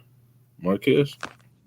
I don't know. Maybe that was an old Barrera. I'm about to look it up right now. He beat Barrera in 2007 by unanimous decision. Marco Antonio Barrera was a killer. If I had to pick one, I'm gonna go Barrera, bro. I ain't gonna lie. I thought Barrera he's one of the best fighters I've seen, bro. You know what I'm saying? Like for me, this is why I'm saying, like, because of guys in that division at the time, I think in essence Morales is a little bit overlooked. Even though he's a great fighter, he was overlooked because of Marquez, Manny, and Barrera. I guess it's hard to compare these guys nowadays to the fighters of the past, the legends like that. At the time, I'm talking about at the time. I think Morales, in essence, was a little bit overlooked because of Juan Manuel Marquez, Marco Antonio Barrera, and Manny Pacquiao being in the same division at the time. So he's a great fighter, but he's overlooked in a sense because of the other guys at the time in the division he was in. Do you guys agree? Yeah, that's possible that he was overlooked. Morales? Yeah, because people don't give him enough credit. I've seen people not give enough credit to Eric as a fighter because of the competition he faced. Like, I give him Barrera never fought. He never fought Marquez though. I don't think they ever fought each other. He did. Morales? On Wikipedia, H. Let me go. I'm gonna go to BoxRec. I don't think they ever fought. I did the fight on YouTube. It's on YouTube. I just typed it on YouTube. I ain't seen no Barrera Marquez. Maybe he fought Rafael. Let me see. Let me see if I can. Show my screen real quick. All right, screen share it. How you do that? I don't know how to do it. Look where it says share. Hold on, let me go on. I'm gonna do it right now. All right. Yeah, it's gonna be hard to compare somebody to a fucking Barrera, bro. I ain't gonna lie. That dude was something special, bro. I'm talking about in terms of style. I'm not saying their potential to be Barrera. I'm asking about their style. Like, what style? Yeah, now Barrera was a boxer puncher. Marco Antonio Barrera is a boxer puncher, like a high level boxer puncher. Neverrente is more awkward. Who's it? I don't think Neverrente's on that. You know what I mean? Really, even on that level like that. Oh, there you go, JB. I see you. There you go. You see it? Yeah. Now your screen is up now. I'm gonna go on YouTube right now. Oh, you can't play no videos though. No, I ain't gonna play. I'm just gonna show the little. See. Hold on. I'm looking at it. See, how you spell Barrera? B-A-R-R-E. Yeah, B-A-R-R-E-R-A, I think. Hey. Yeah. Yeah, E-R-A. I don't think he fought him though. Oh, he did fight him. He lost the decision. Marquez beat him. See it right there? Yeah, yep. Marquez beat him. Oh. So shit, Well, he still was good at this time too. He beat him in 2007. Mm-hmm. Yeah, that's what I'm saying. He got beat. He got beat by Pacquiao. Pacquiao already whooped his ass. Pacquiao beat his ass by that time, though. You know what I'm saying? He got beat by Pacquiao. So he beat Kevin Kelly as well. Knocked out Kevin Kelly. Beat Johnny Tapia, Eric Morales. This is BoxRec, Marco Antonio Barrera. The babyface assassin, one of the best nicknames in boxing, bro. He beat Morales, Johnny Tapia, Kevin Kelly, Kennedy McKinley. Motherfucker he was the truth, dog. That motherfucker was on a different level, my nigga. Like, out of the fighters now, who's it? Oscar Valdez. I don't think Oscar Valdez is on that level like that. Valdez is good though, but he ain't no Barrera. You know what I'm saying? These dudes. In terms of Neverrente is good. I don't think he's on that level though. Neverrente. Who you think will win between Neverrente and Oscar Valdez? Who y'all think wins? I like Neverrente. Over Valdez? Yeah, I seen him fight, bro. His style awkward as hell, and he tall. Like, he gonna give a lot of guys trouble. He gonna give a lot of guys trouble at 130. If I had to pick one, the closest thing to a Barrera probably be Oscar Valdez. Probably. I think Oscar Valdez would beat Hey, Miguel Berchelt was good too, man. Before he got knocked out by Valdez, Miguel Berchelt was a beast too, dog. Don't sleep on Berchelt, homie. Yeah, Berchelt. Nice. I'm a Navarrete fan, but I think Oscar beats him. Oscar Valdez beats him. It's hard for me to choose against one of my favorite young fighters in Navarrete, but I think Oscar beats him. Honestly. Navarrete tough though. I seen his last fight on HBO against who was that? Christopher Diaz. Man, bro, Navarrete tough. For real. Neverente is good too. Yeah, I think Valdez a little bit better than Neverente, though. I ain't gonna lie. Like, I watched Neverente's last fight with my boy. What's his name? Oh boy, Joel Gonzalez. Well, it was a very competitive fight. He fought Gonzalez. I didn't see that fight. He fought. Yeah, he just fought. Neverente just fought Joel Gonzalez. Shit, but a couple weeks ago. That shit was a good fight too. Joel came with that smoke though. Joel came with that smoke, bro. I ain't gonna lie. It was a good fight, but Neverente did beat up on him though. You know what I mean? Neverente did beat up on him. Neverente pretty tall, 5'7". Neverente could box a little bit. The way he throw them hooks is crazy. Like that left hook is nasty, huh? Yeah, like, that shit hard. Like when I watched, I was like, "Yo, this nigga got some crazy. He got crazy angles for real." He awkward. Does Navarrete's body, like? Do you guys think Navarrete's body can handle the weight at 135, or he's at the max? He's a big 130 fighter, in your opinion? Yeah, I think so. He's pretty big, right? 5'7", 72-inch reach. Yeah, I think he can. He can, no, but I'm talking about how narrow his midsection, how narrow his midsection is. Like he that's why I'm worried about. Like, do you guys think his midsection can handle adding that weight? Is what I'm saying. He's pretty thin. Yeah, I think so. Bro. Yeah, absolutely, man. You know what I'm saying? I think so. The 135, that's only what he fights at 126. Is only 10 pound difference. Yeah, I think so. But it'd probably be harder for him to compete with those fighters right there because he'll be going against tougher fighters, bigger, stronger opponents.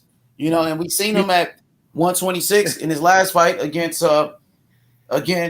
what's his name, Joel Gonzalez. He took some punishment in there. You know, so when you move up in weight, you go against stronger fighters. You go against bigger guys.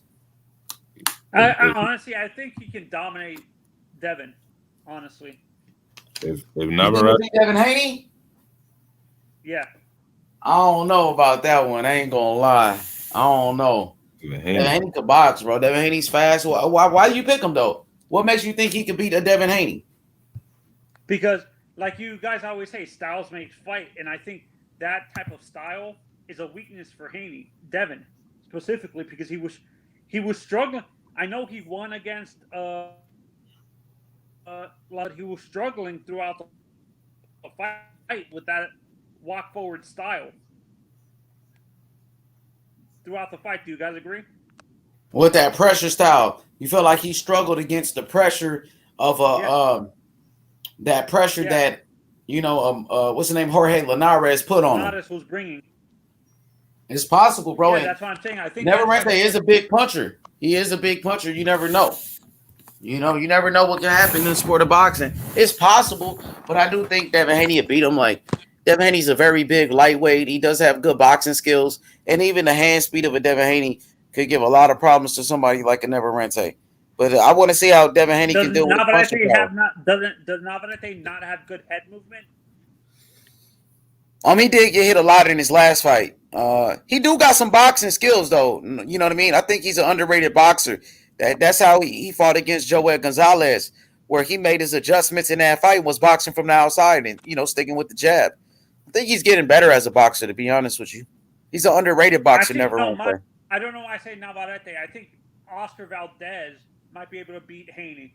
Oscar might be able to beat Haney. He'll give him a good fight. Yeah, for sure. With like you said, with that pressure style and the left hook, Oscar Valdez he's a very big puncher. You know what I mean? But Devin Haney does have boxing skills. Devin Haney's quick. He's slick.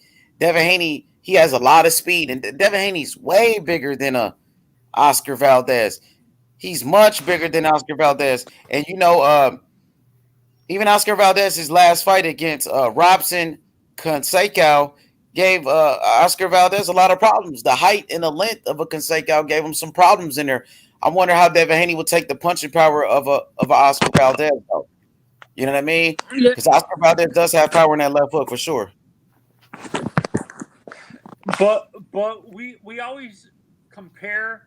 When we look at Haney, we always say if Valdez if a Figueroa, let's say Brandon Figueroa destroys a Stephen Fulton Jr. like in terms of how he fights, because that's a good guy, Brandon Figueroa.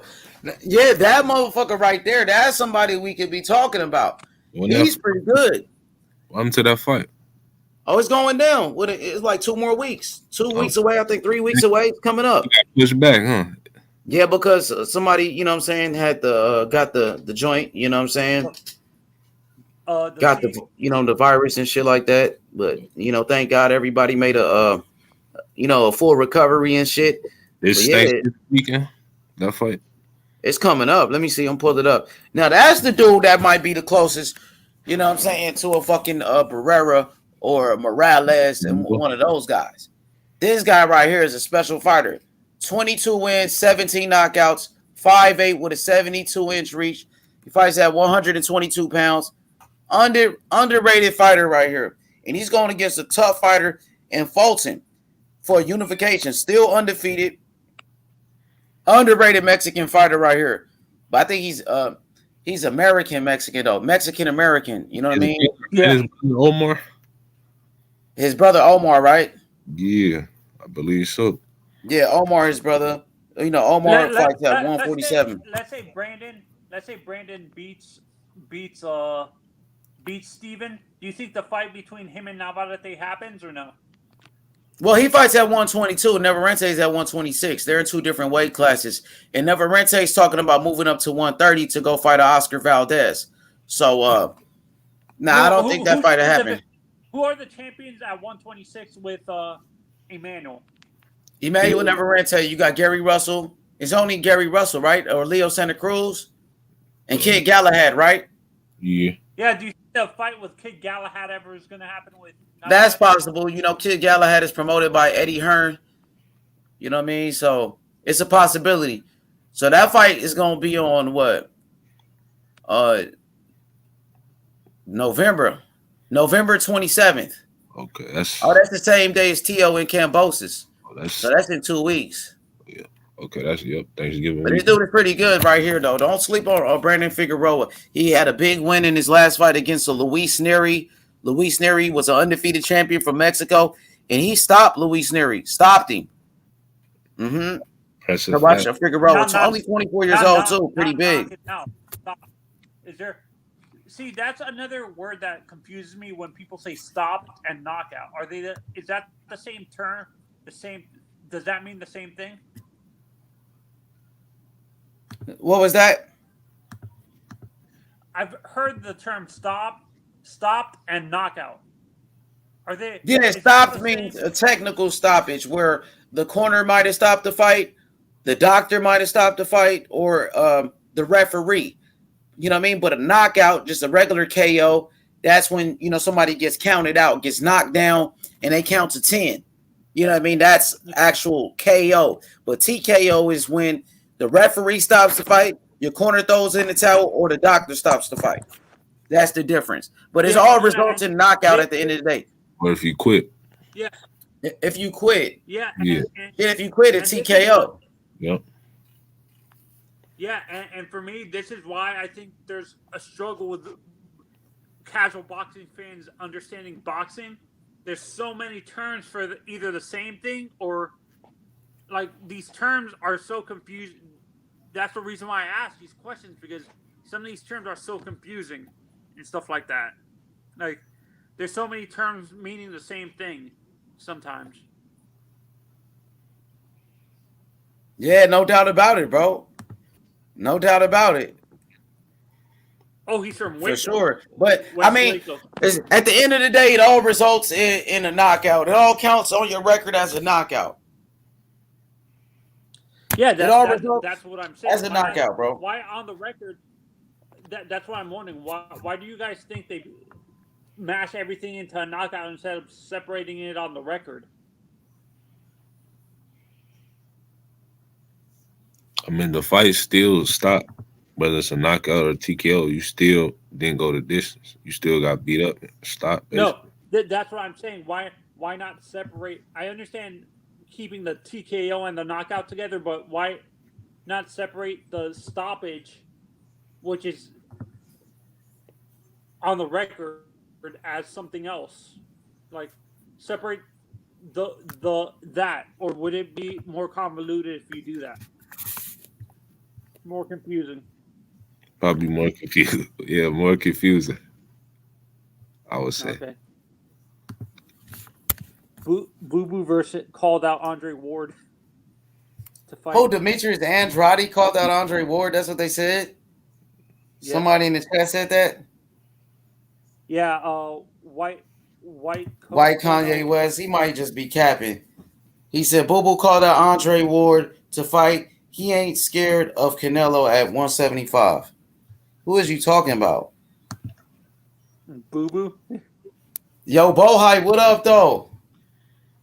What up, guys? What's good, bro? What you thought about Canelo Alvarez knocking out Caleb Plant?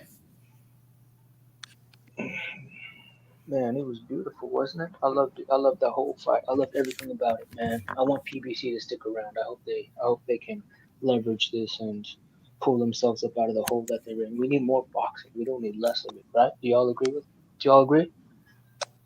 Yeah. Yeah, man. Mm-hmm.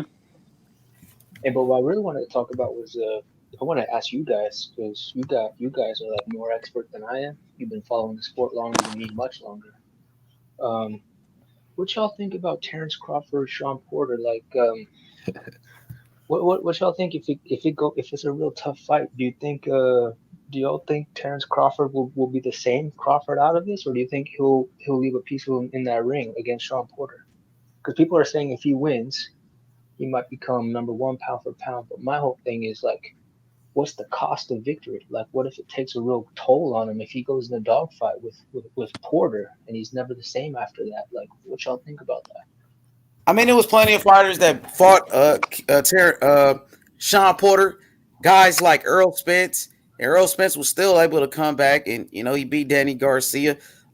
Fighters like Kell Brook, who beat Sean Porter, was still able to come back. You know what I mean? Even Keith Thurman. Keith Thurman was still able to beat Danny Garcia afterwards. And unify the division.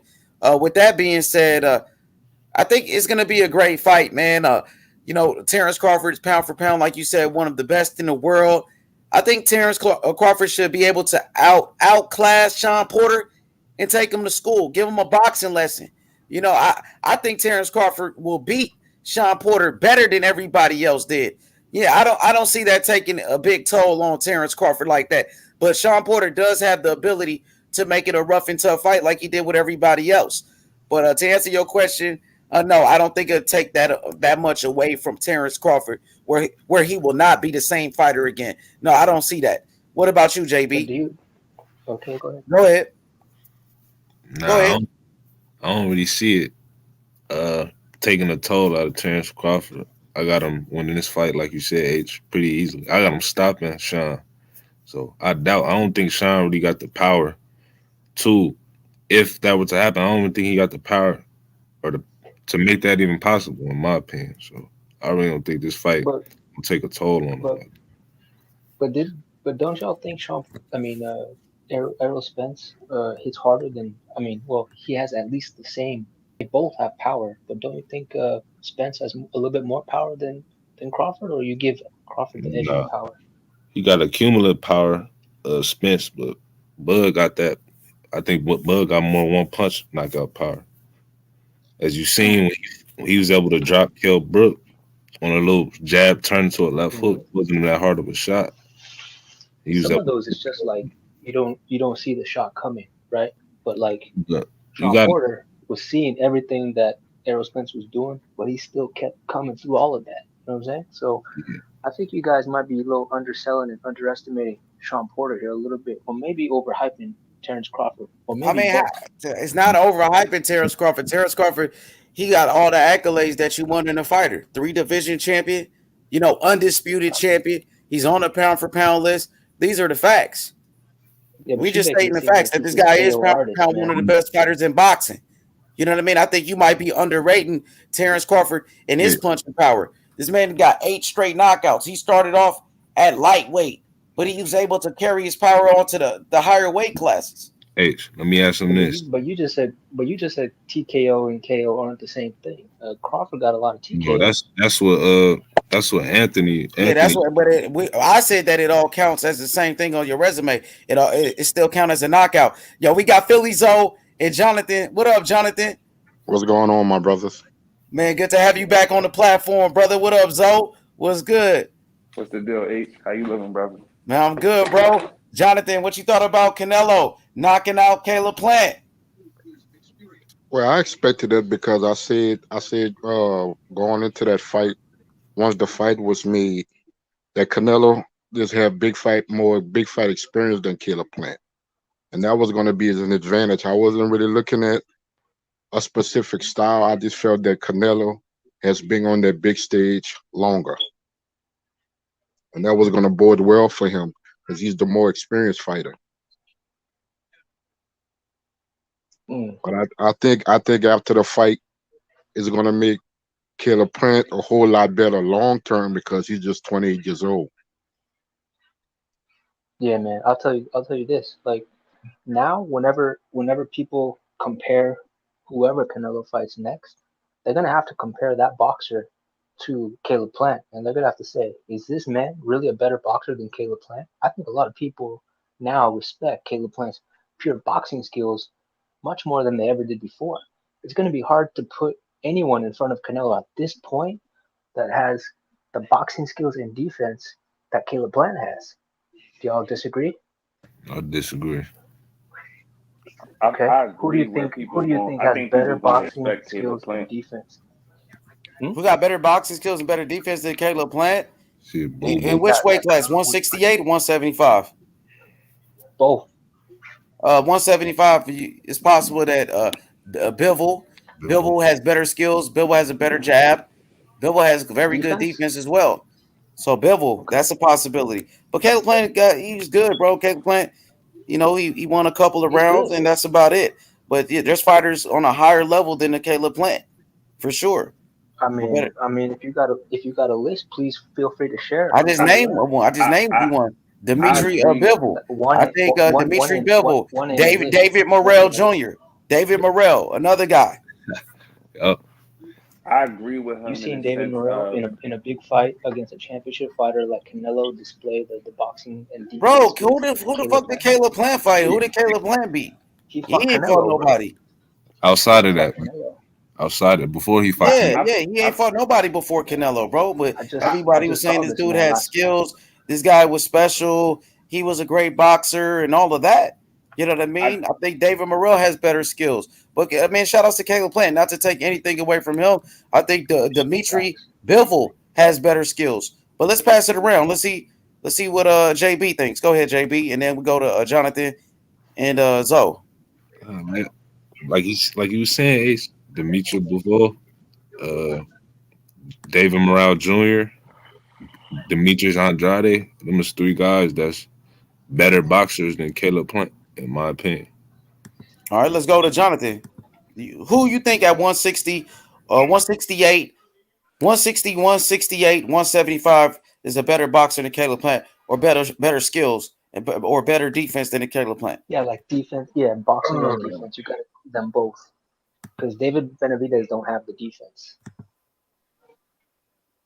Oh man, I would probably have to say probably Bivol, because the question mark for me, the answer that I want to give, but is a big question mark when you talk about that type of skill and defense. But I haven't seen him in a big fight. I would have to say Boo Boo. Boo Boo might have that slick style. But like I said, I haven't seen him in a big fight to see if he can really use those skills. Right. It's one thing to do it against nobodies, right? It's a different thing when you're showing that skill against Canelo. Yeah, that just like Caleb Plant. It was different. It was working. It was working for Caleb Plant when he was doing that shit against nobodies. But once they put him in there with a top guy like a Canelo, you saw the difference. It was different levels. You know what I mean? Yo, so let's go to my brother Zoe. So who you think at 168 pounds or 175 or even 160 got better skills than a Caleb Plant? I feel Or like better box, better defense? I feel like fundamentally, like Caleb Plant probably overall has the most well-rounded skill set. Well, that's why I agree with what Cuz said, but I just don't feel like he ever posed a true threat to Canelo. That's what I feel like takes away from it. But I feel like you gotta pose a threat. So I don't really see. I really respect Caleb Plant's overall skill set, but it's just like they say, styles make fights. I don't feel like he ever posed a threat, so he was never really gonna be able to. And a little bit of the game plan, like he didn't take chances in the fight that I thought he could have took after he would know he was losing. He should have started to take chances. So I feel like nobody overall. Yeah, but see, the thing is, Caleb Plant did not have the power. Canelo did not respect Caleb Plant's punching power at all, bro. You know what I mean? But you got fighters out there that's better than Caleb Plant. You got fighters out there that's much better than Caleb Plant. You know what I'm saying? And I feel like what makes them better is they actually pose a threat to hurt him, to go to his body, to really trade with him. I feel like he frustrated him defensively, and Canelo got to a point in the fight where Canelo was like gonna let him attack, and he didn't attack. And I think that was like the 7th round or something. But he just like, kind of just was scared. So, I would say better BF poses a threat and Benavidez poses a threat. But skill-wise, I was highly impressed with Caleb's overall skill set, but it don't mean nothing.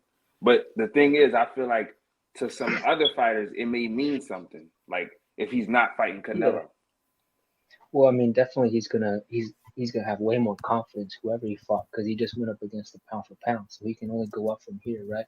I feel like right now in 60, 68, 75, it's like guys either have power and offense or they have slick boxing and defense, but it's not a lot of guys that have both. Like Better BF, Morrell got both. Morrell got both. See, you gotta be careful. Morrell got both. Do your guys, research on David Morrell Jr. He got both. Send me some links, bro. Send me some championship fights with top guys. I mean, he won a regular belt with after 3 fights. You know what I'm saying? So, I mean, you can't talk about championship fights and all of that because you hyping up Caleb Plant, and Caleb Plant ain't even fucking fought nobody. So don't do that. Who the fuck was Caleb Plant fighting? I'm saying what championship fights? What champions was Caleb Plant beating up on besides Jose Uzcategui? Huh? He just fought Canelo, bro. He just fought Canelo. And what happened? He got knocked out. That slick shit or whatever boxing kills, that shit didn't work against fucking Canelo. It didn't work. He won only 2 rounds in the whole fight and got his ass exposed. So that shit did not work. So he wasn't slick enough. I guess his skills wasn't good enough then. But Billy Joe had more success against Canelo than fucking Caleb Plant. Caleb Plant lasted longer. What happened? He still got knocked out. It was the same result. He still got knocked out. Billy Joe, I thought, won more rounds. I thought Billy Joe's skills looked better than me. I thought Billy Joe, his footwork, his jab was better. Now that shit only lasted for a couple of rounds. You know, nigga, after 4 rounds, Caleb Plant was a dead man. He was a dead man after that. Okay, so let's pass it around. Let's go to Philly Zoe. Philly Zoe, what do you think is next for Canelo Alvarez? What's the next fight you want to see? Is it Charlo, Benavidez, or is it somebody at 175? I think somebody got a TV on. Turn that TV down. Put it on mute for me. I definitely would want to see him defend it against Benavidez, just to put the stamp on it. I know a lot of people making complaints. If I'm not mistaken, Benavidez had the belt twice already, right? Yeah, 2-time champion.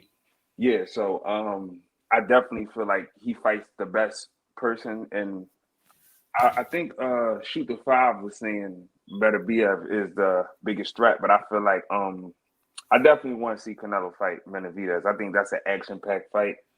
I think it ends in Canelo knocking him out ultimately because he don't got no defense, and I've seen him drop before, so it will be action-packed because he opposed a threat. He could possibly hurt Canelo, which is something we never seen. So I just if you had to put it in order, who's in Canelo's next 3 fights? Like you start off by who you want to see him fight the most first. Is it Benavidez, Charlo, or better to be Bertaviev? So I would say I don't know the rules as far as like them coming back. Does he have to leave the belt if he goes to 175?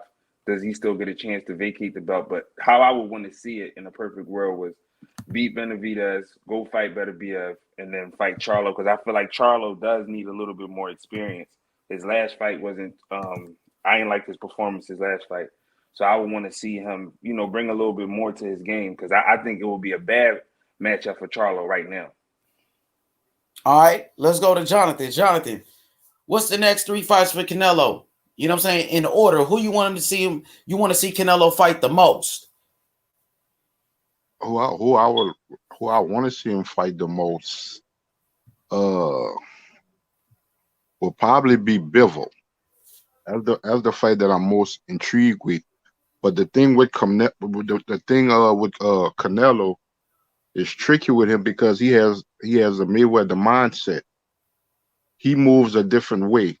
So you never know what Canelo is going to do, because for one thing, he don't really do title defenses. If you notice throughout his history, maybe earlier in his career when he was a champion, probably at the 154-pound division, but as he moved up and throughout the years and gained experience, he really don't do title defenses. The talk is in May on Cinco de Mayo, David Benavidez. And if he decide to go up to 175, and nobody mentioned this, if Canelo Alvarez decides to go to 175, he's going up there, and he's going up there for undisputed. He's not just going up there just to take a fight, because remember, he already won a championship at 175 that he vacated when he beat Kovalev. I think if he do go up, I think he's going to go after Joe Smith for the WBO at 175 and beat Joe Smith, and then there's going to be dependent on Beterbiev or Bivol. Because if he go back up at 175, he's going for undisputed. He's not going to go up there, win a title, come back down, defend at 168. If he go back up at 175, he's going to stay there and try to make undisputed like he did at 168. So you said the first fight you want to see is David Benavidez? That's why I say it's so tricky with Canelo. Like I said, he move a certain way. It might be David in May, or it could be a Joe Smith in May for the WBO. You never know how he moves. You know what I'm saying? He moves different. And because he's one of the top fighters in the world, so he moves so different. So regardless of what we would like to see, Canelo always moves a different way. But according to the timeline, right? He really don't do title defenses. That's what I'm saying. Because he's been unified champion in every weight class he has fought in his career, and he'll do a rematch, but he don't do the title defenses.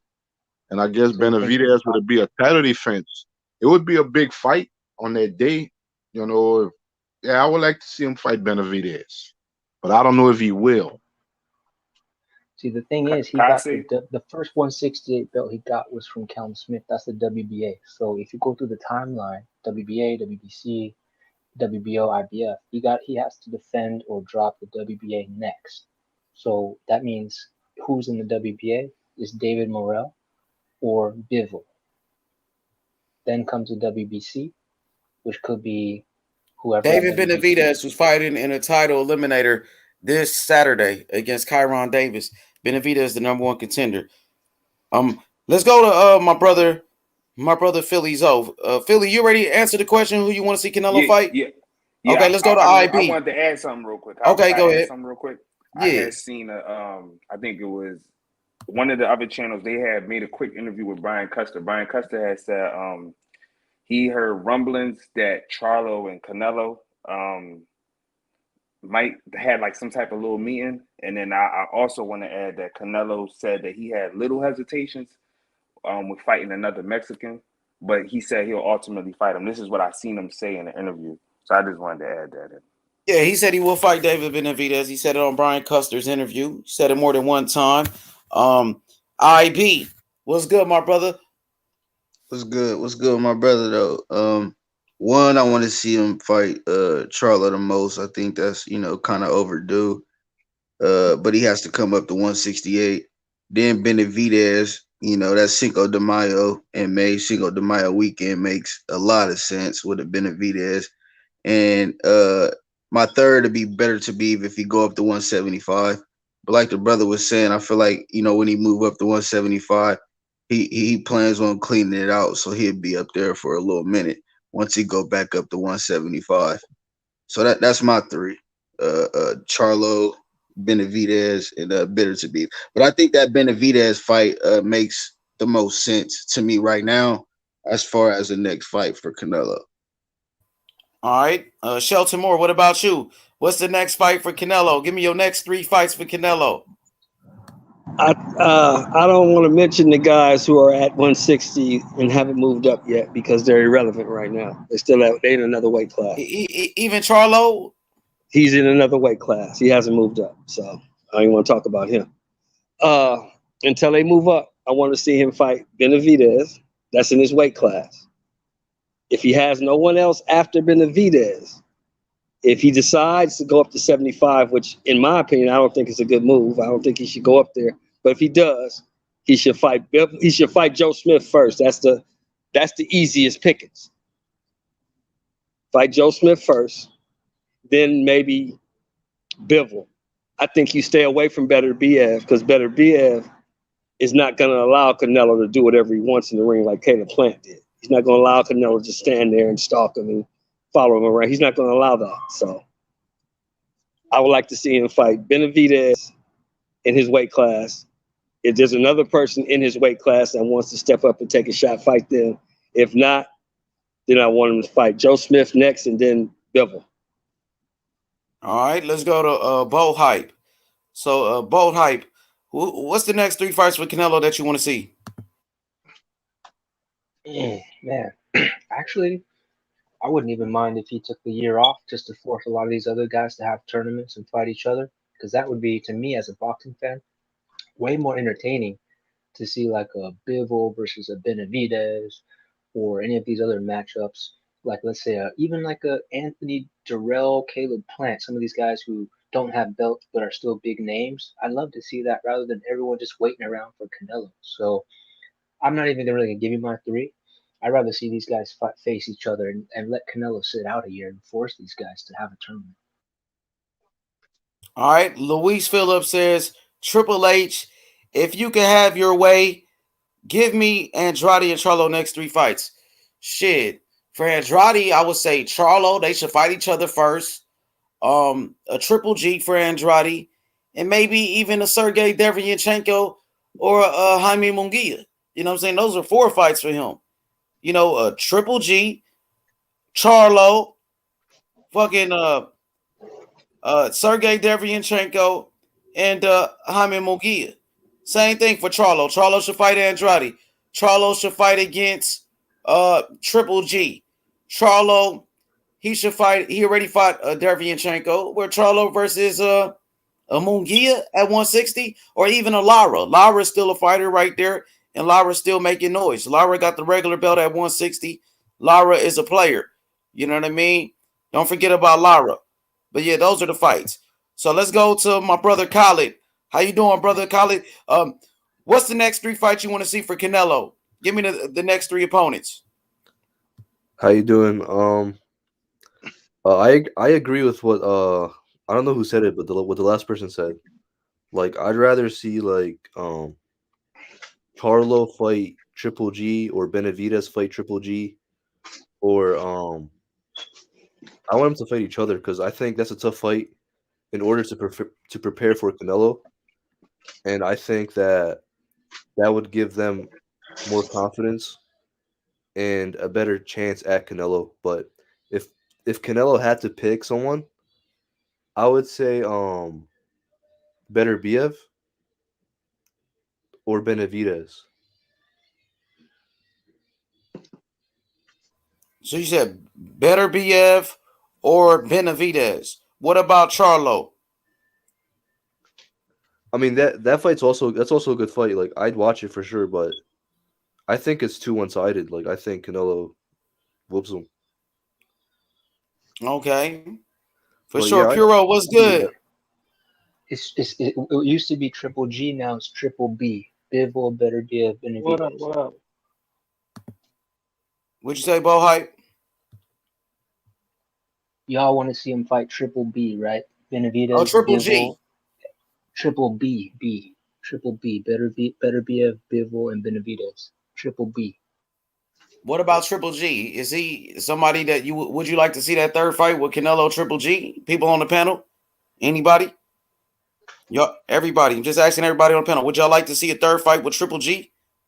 I I wouldn't wouldn't mind. mind it, but no, I don't want to see that. Canelo already beat him. It's nothing to prove with Triple G. If I felt Triple G a win, yeah, but I don't feel like Triple G a win, so no.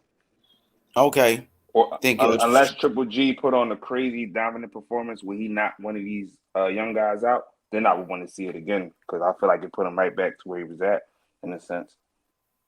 For sure. Everybody hit the like button. Subscribe to the channel right now. What about you, Puro? A Triple G fight, man. I seen Eddie Hearn talking about it. Would you like to see a third fight with Triple G, or you past that, bro? No, it's been too long. No, I'm not interested in it at all. I want to see Benavidez and Charlo. Seems like Benavidez is. Well, I mean, I don't know. It depends, but I think it's going to be Benavidez or Charlo. Benavidez is obviously the easiest one to make. So Benavidez, he's first on your list right now, Puro, you would say, for Oh, Canelo? I'd rather Charlo, but actually, yeah. I mean, I've had Charlo in the past, but I mean, if it's that kind of either or, like whoever. I would prefer Benavidez now, but if he fought Charlo first, that'd be cool too, because I think it'd be a good fight. All right. And who's the third fighter then? Give me one more name. So you Benavidez, Charlo. Who will be the third guy? Bivol probably, because he's the one that said he would come down. Yeah, Bivol, right? And Canelo was talking about fighting Bivol when, the Caleb Plant, the negotiations actually stopped at one point. Bivol name was mentioned, I think that's a good fight. Yeah. But Bivol got Yeah, for skills sure, from for sure. sure.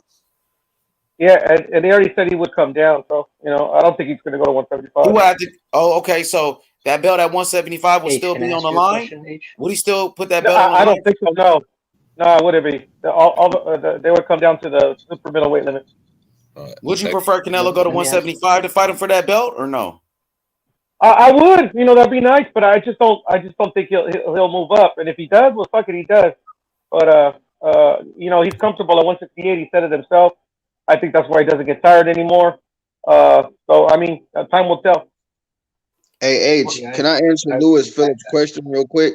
Yeah, I got you. I just want to ask H a quick hey, question. Lewis Phillips, the reason why we saw the third fight with Wilder and Fury was because they had a contractual agreement. Fury had to take that fight, or he would have been in a hole. I believe 80 million. So that's why we saw that third fight. But Fury obviously was the better fighter. I just got one question for H Money. H, do you guys think do you think it would be okay, or that we should support Canelo if he decides he wants to stay at 168 for the whole year and let everyone come to him rather than him go up to 75 down to 68? Shouldn't we allow him to just stay in one division for a little while? Wouldn't that be okay? Or do you think it's a bad idea? He has to move up to 75 and all this other stuff. What do you think, H? I think it'd be cool if he stays at 168, defend his titles, like a true champion. He's already moving up and down in weights. He started off at 147. Yeah, there's nothing wrong with that. Fighting all the challengers like a David Benavidez, guys that's coming up in weight like a Charlo, you know what I mean? And then move up. Once you've done that, then you can move up to 175. I don't see anything wrong with that. Him wiping out his weight class. He already beat all the champions. Now beat the number one contenders, the David Benavidez. He said he wants 60. So he only needs, I think, 2 or 3 fights to get to 60, and then maybe he'll retire after that. You know what I'm saying? Okay. So I didn't hear anything about that. So he's talking about retirement or what? Nah, but he just has the hashtag Let's 60, like let's go, like let's 60. He wants 60. That's his next achievement. So he only needs 3 fights for that. So maybe he just stays at 168 and faces like a Durrell or a Rosado or Munguia, some of these challengers that aren't title holders, but maybe they wanna come challenge him. Yeah, I think it that'd be has to pretty make cool. sense for him to fight some of those guys. Like Benavidez fight, that's good business. That fight makes sense. Benavidez, who's Mexican as well, it makes for a great fight between two Mexican fighters, and we've seen that in the past between Marco Antonio Barrera, Eric Morales, two Mexican warriors giving us blood, sweat, and tears. You know what I mean? That's what it's all about at the end of the day. And when you get two Mexican fighters and put them together, you get an all-out war, bro. And we all know that, bro. So many great fights between Mexican champions, bro. And I think this will be the next great rivalry between two Mexican fighters. Wait, didn't Canelo say he wanted to retire after 7 years? I definitely seen him say he wanted to retire after 7 years. Yeah, I heard that. Yeah, that was from interview. 3 years ago. He said 7 more years in the game. Yeah, and it was a recent one too. It was like I think. No, it that was was 4 years ago or 3 years ago, something like that. Really, I thought it was a recent. I think he just said that. He said that with Brian Custer interview. And it was recent, right? Yeah, that was recent. Yeah, I think. Well, I mean, this guy's 7 making years. so much He has a lot money to at do. this point, man. I mean, it's not that many more like $100 million fights he can have out there. Like Bivol and Beterbiev is cool, but it's not it's not mega like a Benavidez. Yeah, Benavidez is a Charlo. huge fight. That's a huge fight. Yeah, That's a that's huge a very fight good on a fight. Cinco de Mayo weekend, bro. That's gonna be a huge fight. We seen when They Canelo can both fought, talk Julio trash to me, Cesar defense Chavez corner. Jr. When Canelo fought Julio Cesar Chavez Jr., that did 1 million pay-per-view buys. Hell yeah. So yeah, I think that's I want great that business one. right there. I think that's probably one of the biggest fights left. Even a Charlo fight, that'll be pretty big, But I think Benavidez might be one of the biggest fights left for Canelo. Or, even the Eddie third fight with Triple Reynoso. G. A third fight with Triple G would still make a lot of money. Eddie Reynoso in interviews has always said they're still interested in the Beterbiev, Bivol, Benavidez, Charlo. Those are the 4 guys that they want to fight. So it's gonna be those guys, I think.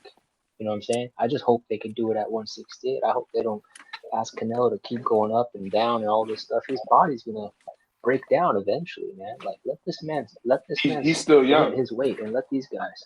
What'd you say, Yeah, but Zo? he's got Let's a pass it lot of around. What'd you rounds, say, man. Zo? Yo, Zo, what'd you say, dog? Who's that? Jonathan? Somebody was trying to say something. No, what I was going to say, I don't think Canelo is going to sit out a whole year. No, I don't think so either. He said he's coming back in May. In May, yeah. I don't think he's going to do it. I don't unless he, he has, he tweaks something because he fought a lot this year. Minor injury that he's not reporting or something, and he want to let that heal and rest. But I don't think he's going to sit out a year, or not a year. Me neither. And like I say, it's always the way he moves. You know what I'm saying? It's always the way he moves and stuff. Because where he's at in this stage of his career is about not just about accomplishments, it's also about numbers and who can bring the biggest numbers. I think Benavidez right now, out of all these possible opponents, that'll be the biggest fight. That's what I'm thinking. That's an important fight, especially for his Mexican fan base. That is an important fight. If he was to fight David Benavidez in May on Cinco de Mayo and beats him convincingly or even knock him out, that's going to bode well for him with his Mexican fan base because they still have a lot of Mexicans out there. They're supportive of him, but they don't put him quite yet on that panel with the other all-time great Mexicans in history. If he does that in May and be successful in great fashion, I think that's an important fight for him. The Benavidez fight, not just for the division and him becoming undisputed, I think for his heritage being a Mexican, I think that's an important fight for him. If he wins that fight in convincing fashion, I think you can put him up there with all the great Mexican fighters. I think he should already be up there with the great Mexican fighters. Being the first Mexican fighter to be undisputed champion. Also, he's already a 4-division world champion, and he beat some of the top guys of this era. So I think he should already be on that list. So let's see what my brother Puro thinks about that, because of course the brother Puro is a Mexican American. What do you think about what the brother was just saying? I was thinking about this. Shit. At this point, I think people that are gonna give him his flowers already have, and the other ones are gonna hate. Doesn't matter what he does. To be perfectly honest, he can fight all these dudes that we want him to fight and beat them all by knockout. Man, they're still gonna say that this, that, and the other, this, that, and the other. I think we just gotta, wait to see who he fights. Fucking hopefully we get the. I mean, I believe we're gonna get the big one. But yeah, man. I mean, the only ones that like the true like Mexican like legends or whatever, or people that like don't consider them like in that class is are the ones that are never gonna accept them, for whatever reason. So I mean, I think it's gonna shit, be. man. I think he's doing something right if he got a lot of haters. I think They he'll go say, back in Puro. May and September. Hey, Puro, you know what they say? If you ain't got What? no haters, you ain't popping, man. And Canelo got a lot of haters, and so does Teofimo Lopez, man. That's how you know they popping, man. That's You how know you what I know they mean? doing something right. Yeah, Yeah, then Donnie was especially good. nowadays. What's good? What's good? Go What's ahead. good? What's good with the whole chat? What's good with the whole chat? What's good, What's good bro? with the What's whole next What's for up, chat? Donetta? Canelo? Talk to me. Hey man, What's I the next mean, move? I'm telling you, man, Canelo just had 3, 4 grueling camps in the 11th month, man. It's time he gets a little tune up, not even a tune up, a mandatory fight. And yeah, I think he owns Eddie Hearn a fucking favor. So he's gonna go to England, defend his title against mandatory John Ryder. Because y'all know he's a mandatory, I think, for the WBA or WBO. That's why I was telling the panel he moves different. Yeah, see, John Yeah. Ryder. Let me speak on this John Ryder thing. He John almost beat Ryder is the Caleb Smith. mandatory for the WBA, right? But we know the WBA supers, they don't, have Yeah, mandatories like that. they're not facing. Yeah, You exactly. know, you Facts. know who John Ryder is the mandatory for? David Morrell, the Ooh, regular champion. He's been that yeah. mandatory for David Morrell, and John Ryder does not want to fight David Morrell. It seems like he's avoiding that fight for whatever reason. So, say if the WBA they do order John Ryder to fight Canelo, yeah, you know what I mean. Canelo will beat the hell out of John Ryder, bro. You know what I'm saying? Yeah, he would. John Ryder is the mandatory to fight David Morrell for that regular belt. Why he don't fight David Morrell? That's all Yeah, I'm but saying. I think Eddie Hearn is gonna pull the strings to let John Ryder fight Canelo. Oh man, And I then seen Ness was talking after about that, that on the after boxing that, voice. after that, I think if Triple G beats Murata, they're gonna run it back a third time after the John Ryder fight. So I think JB, go ahead, speak on that, JB. Why you think John Ryder won't fight, you know what I'm saying, the champion, the regular champion, David Morrell, and he's the mandatory. I heard Eddie Hearn. I think he's trying to get John Ryder to fight against Bivol in December in the UK. Is what I'm hearing. So that's the reason why the fight between Ryder and Morrell hasn't transpired yet. Yeah, it might be business, but I know that John Ryder has been a mandatory to fight Morrell for a while, bro. They've been talking about that fight, but it's like What I John know, Ryder ain't want no smoke, bro. And that's what what I I've been know hearing. is that Canelo owes Eddie Hearn a favor. So he basically He How doesn't we owe owe him a Eddie favor, anything. bro? Actually, he don't owe Nah, him I mean shit. because it's mutual You don't owe him respect shit, bro. between them two. So it's mutual respect between them two. So I think he wants to keep riding with Eddie Hearn. I But think why he would might he be owe him So a on. favor if it's just mutual respect? not a favor, but like he'll throw him a bone. You know what I mean? Because he's been such a good. He made the Billy Joe fight. He made the Kevin Smith. He made everything Canelo wanted. So I think Canelo gonna throw him a bone and fight in England. Well, he was the promoter. Who else would make it? That's what I'm saying. And Canelo wants to fight in England too. He said that numerous times. That's true. Well, I'll give you that one.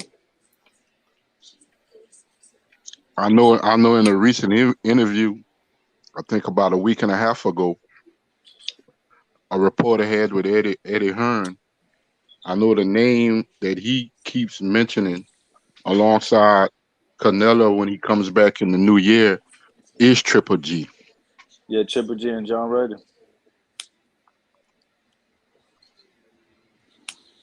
That's the name that I heard is mentioned. Triple G. And they're on the zone, so it should be easy fights to make.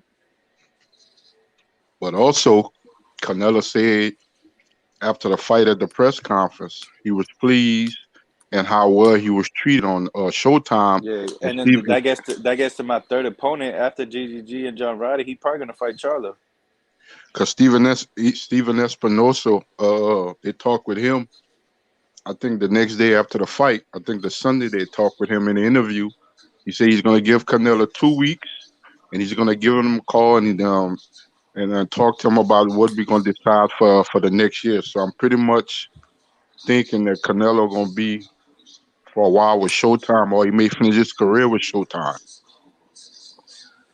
Look, guys, Yeah, I'll just tell you but from I my see him including perspective. Eddie Hearn into what he does because he likes Eddie Hearn. Let me just tell you something from my perspective. I don't think the Mexican fans are going to travel to the UK, and I think Canelo likes to fight for his people, his fans. So I don't see him fighting in the UK against John Ryder with no Mexican fan base. It's going to have to be in North Nah, but America. Canelo has said he wants to fight all over the world. He already said that. That's fine. He wants to can fight in say that, England. but I just don't think he'll do it. He wants to fight in I just don't Africa. He think. wants to fight all over the world. Yeah, but No, I mean, are the I think Mexicans Canelo's gonna really global at fly this over point. there like that? It's not really gonna happen, man. He wants to fight for his people. Nah, but a So lot he of knows they don't. the British, the UK fans, they love Canelo. Yeah, they all Yeah, know I Canelo. mean, everyone loves Canelo, but at the same time, like he wants to fight for his people. You know what I'm saying? Like I mean, he's always those speaking fights in will make the Spanish most every sense, man. You crowd he can't goes keep putting Canelo in with dog after dog after dog because he's gonna lose. to. I mean, John Ryder could come here, right? Why does he And have to John come and to John the UK Wilder to fight arguably John beat Ryder? Caleb Smith, so that's the perfect fight to make, I don't in think my John Ryder opinion. has In the my profile opinion. to So I come think back to Mexican fans Canelo to Yeah, travel defend too, his though. but it'll be a mandatory.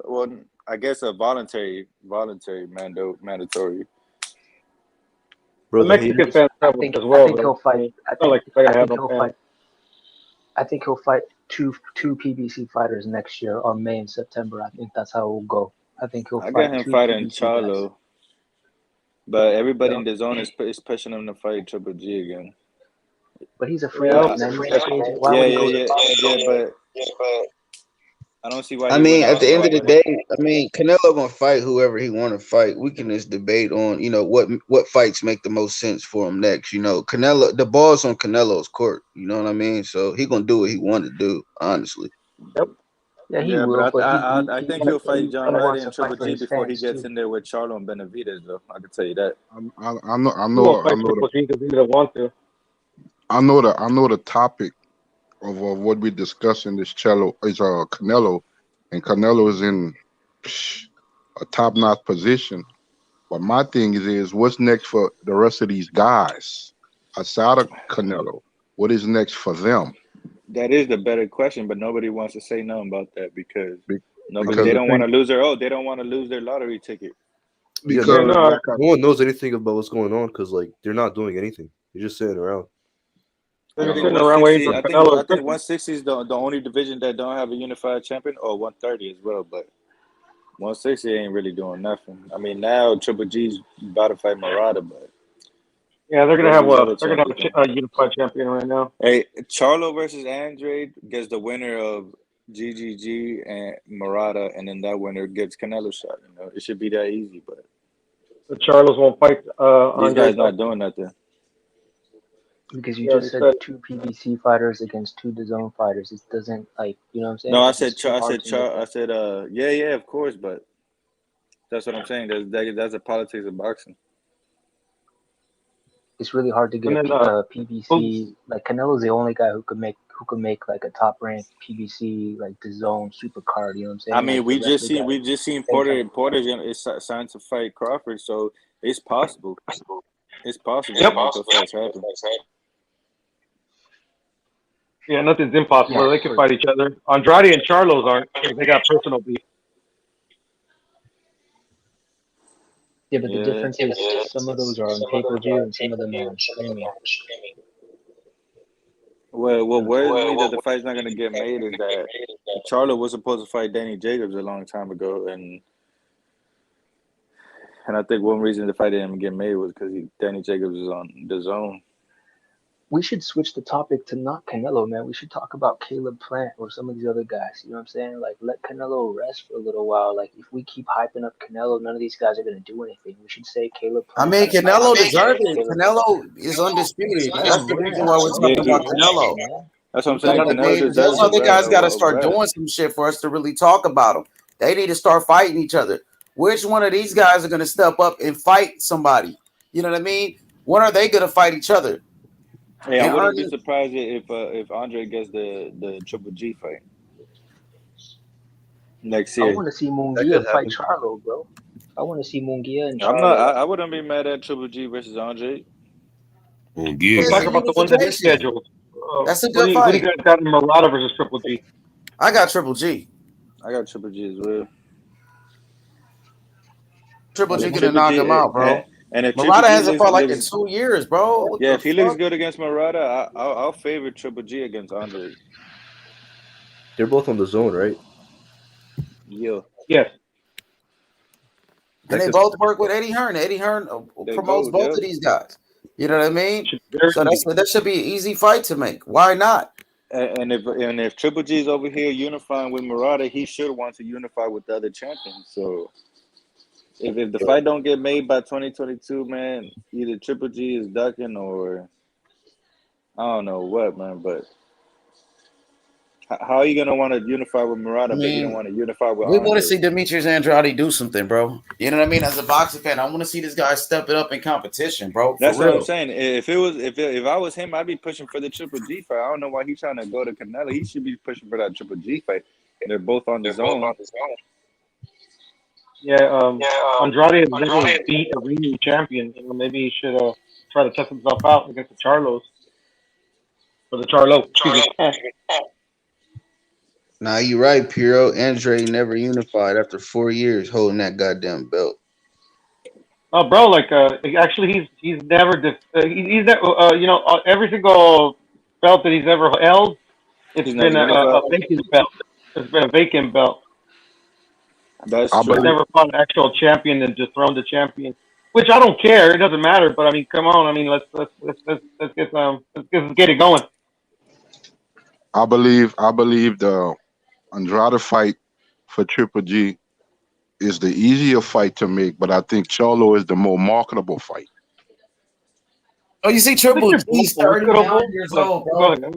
Triple G's 39 years old, bro. He's on his way out, bro. Yeah, he's out of his prime. prime. He's out of his prime. I think the Charlo fight is the more marketable fight to make after this that's Murata arguable. fight. That's arguable because Charlo's not even a pay-per-view fighter himself. Bro, I thought Triple G was fighting Murata. I don't even see it on the box rec. I thought it was official. Yeah. It is. It should be on the box rec. I don't know why it's not on there though, but it's all good. Box rec, you know, they make mistakes too. Probably because the zone don't really be releasing their shit like officially. It is weird though, actually. Like y'all see how the zone don't got to put out their numbers, and like Showtime and all these they do. That's probably why it's not on there.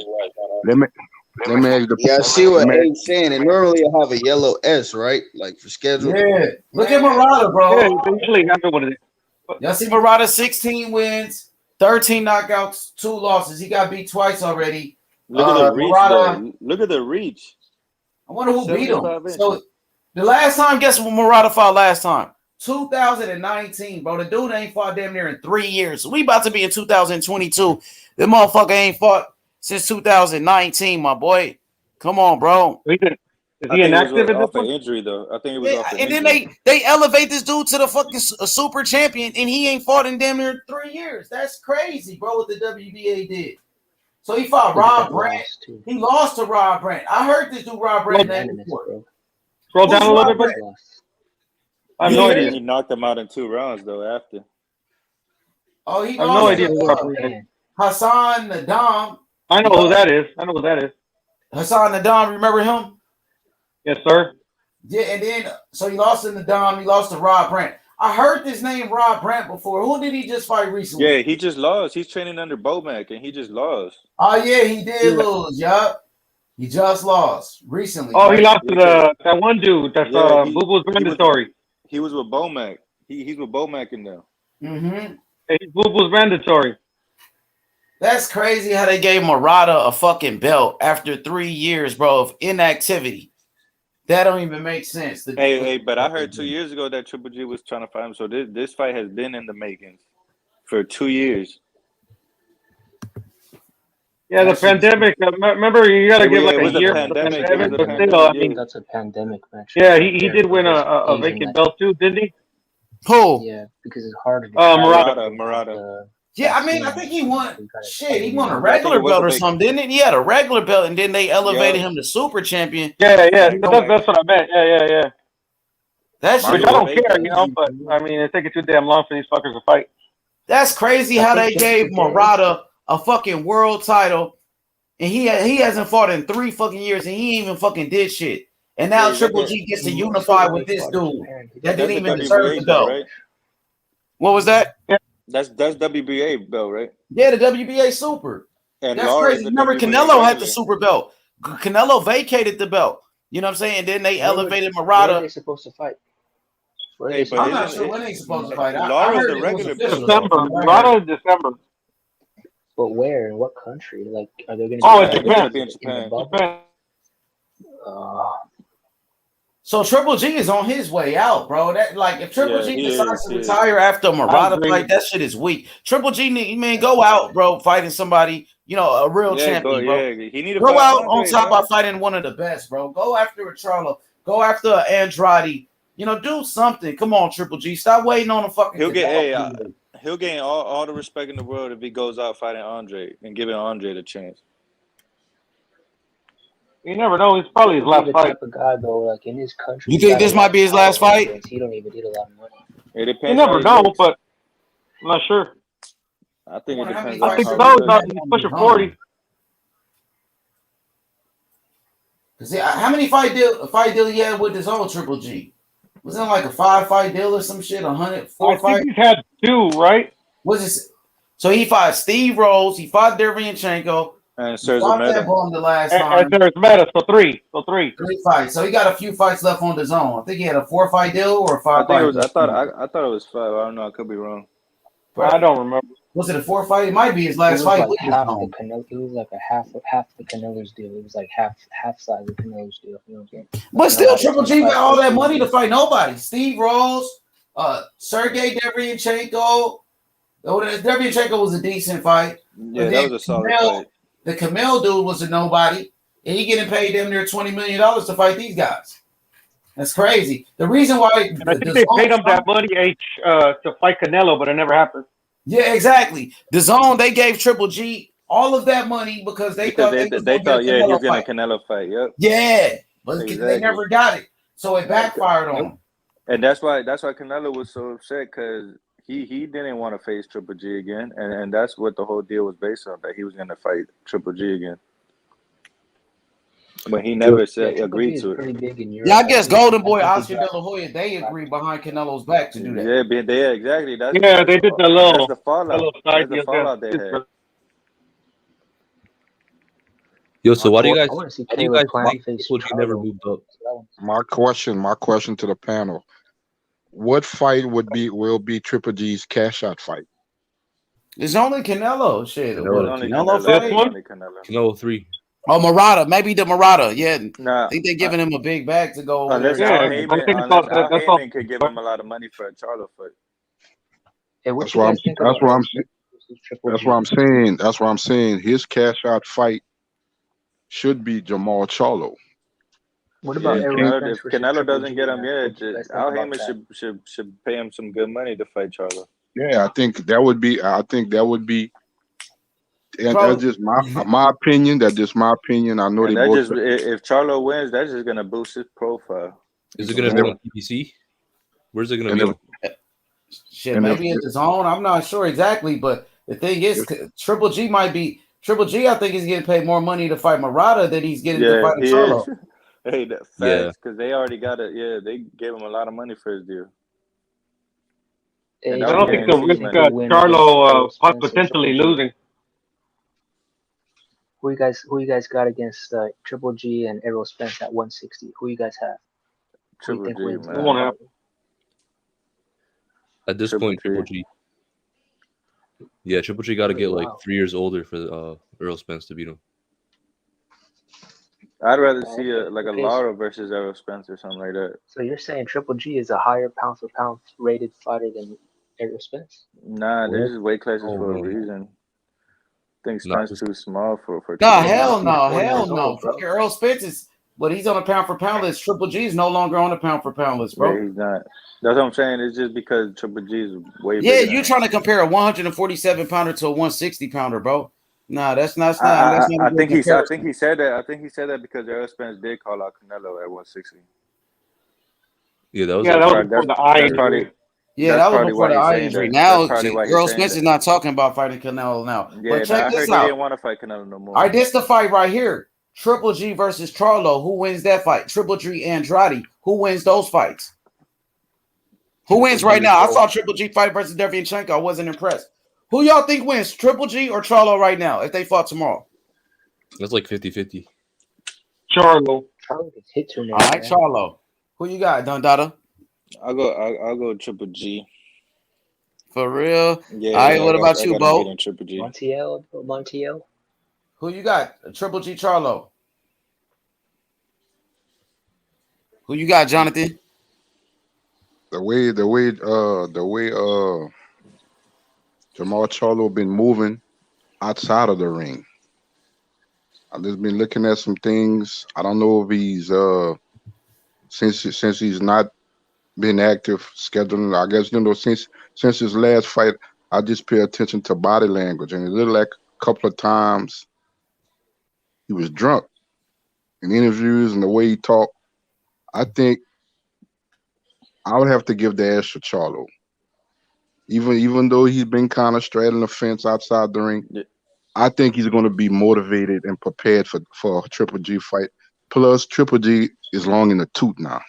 39 years old. Now, they have common opponents. Both of them fought Sergey Devianchenko. I think Charlo looked better against Sergey Devianchenko. Coco the Don says Triple G is finished. He said Charlo beats Triple G. All right. Joe says Triple G beats Charlo. You know what I mean? I got Charlo in that fight. You know, I like Triple G. I think he was a great champion, but I think he's past his prime. You know, I think Charlo is young and hungry. I will take Charlo in that fight. It wouldn't surprise me because I say this because like I said, Triple G is long in the tooth. I wouldn't be surprised if Charlo stops Triple G. Oh, like knock him down? I wouldn't Knock him say out? that, man. I'm not going to. Has a great jab and has stamina. I'm not going to say. I'm not going to say a Deontay Wilder type of knockout. I'm talking about a stoppage, a TKO, because I think Triple G is long in the tooth. I think his best days has passed him. Now I don't know about the Murata fight, but I think his best days has passed him. My brother Jason Brown says Charlo beats up Triple G. Yeah, I agree, man. I think Charlo gets him at this point. You know what I mean? Triple G doesn't seem like he's the same fighter. He's past his prime. Yeah. I don't think he's been the same after those wars with Canelo. I think that second fight with Canelo took a lot out of him. Yeah, Canelo put a beating on him in that second fight. Hey, the first fight, Canelo outboxed Triple G easy, man. A lot of people say that. Remember, it wasn't a taxing fight like the two fights with Triple G, but he didn't have an easy time with Danny Jacobs neither. And Devianchenko. Good point. And he was a lot of people say Devianchenko beat Triple G. He was a whole lot fresher at the time too when he fought Danny Jacobs. He was a fresher fighter when he fought Danny Jacobs, and that was a tough fight. Yeah, a lot of people thought he lost that fight too. Nah, he beat Danny Jacobs, but a lot of people think Devianchenko beat Triple G. No, but a lot of people also think Jacobs beat him. My only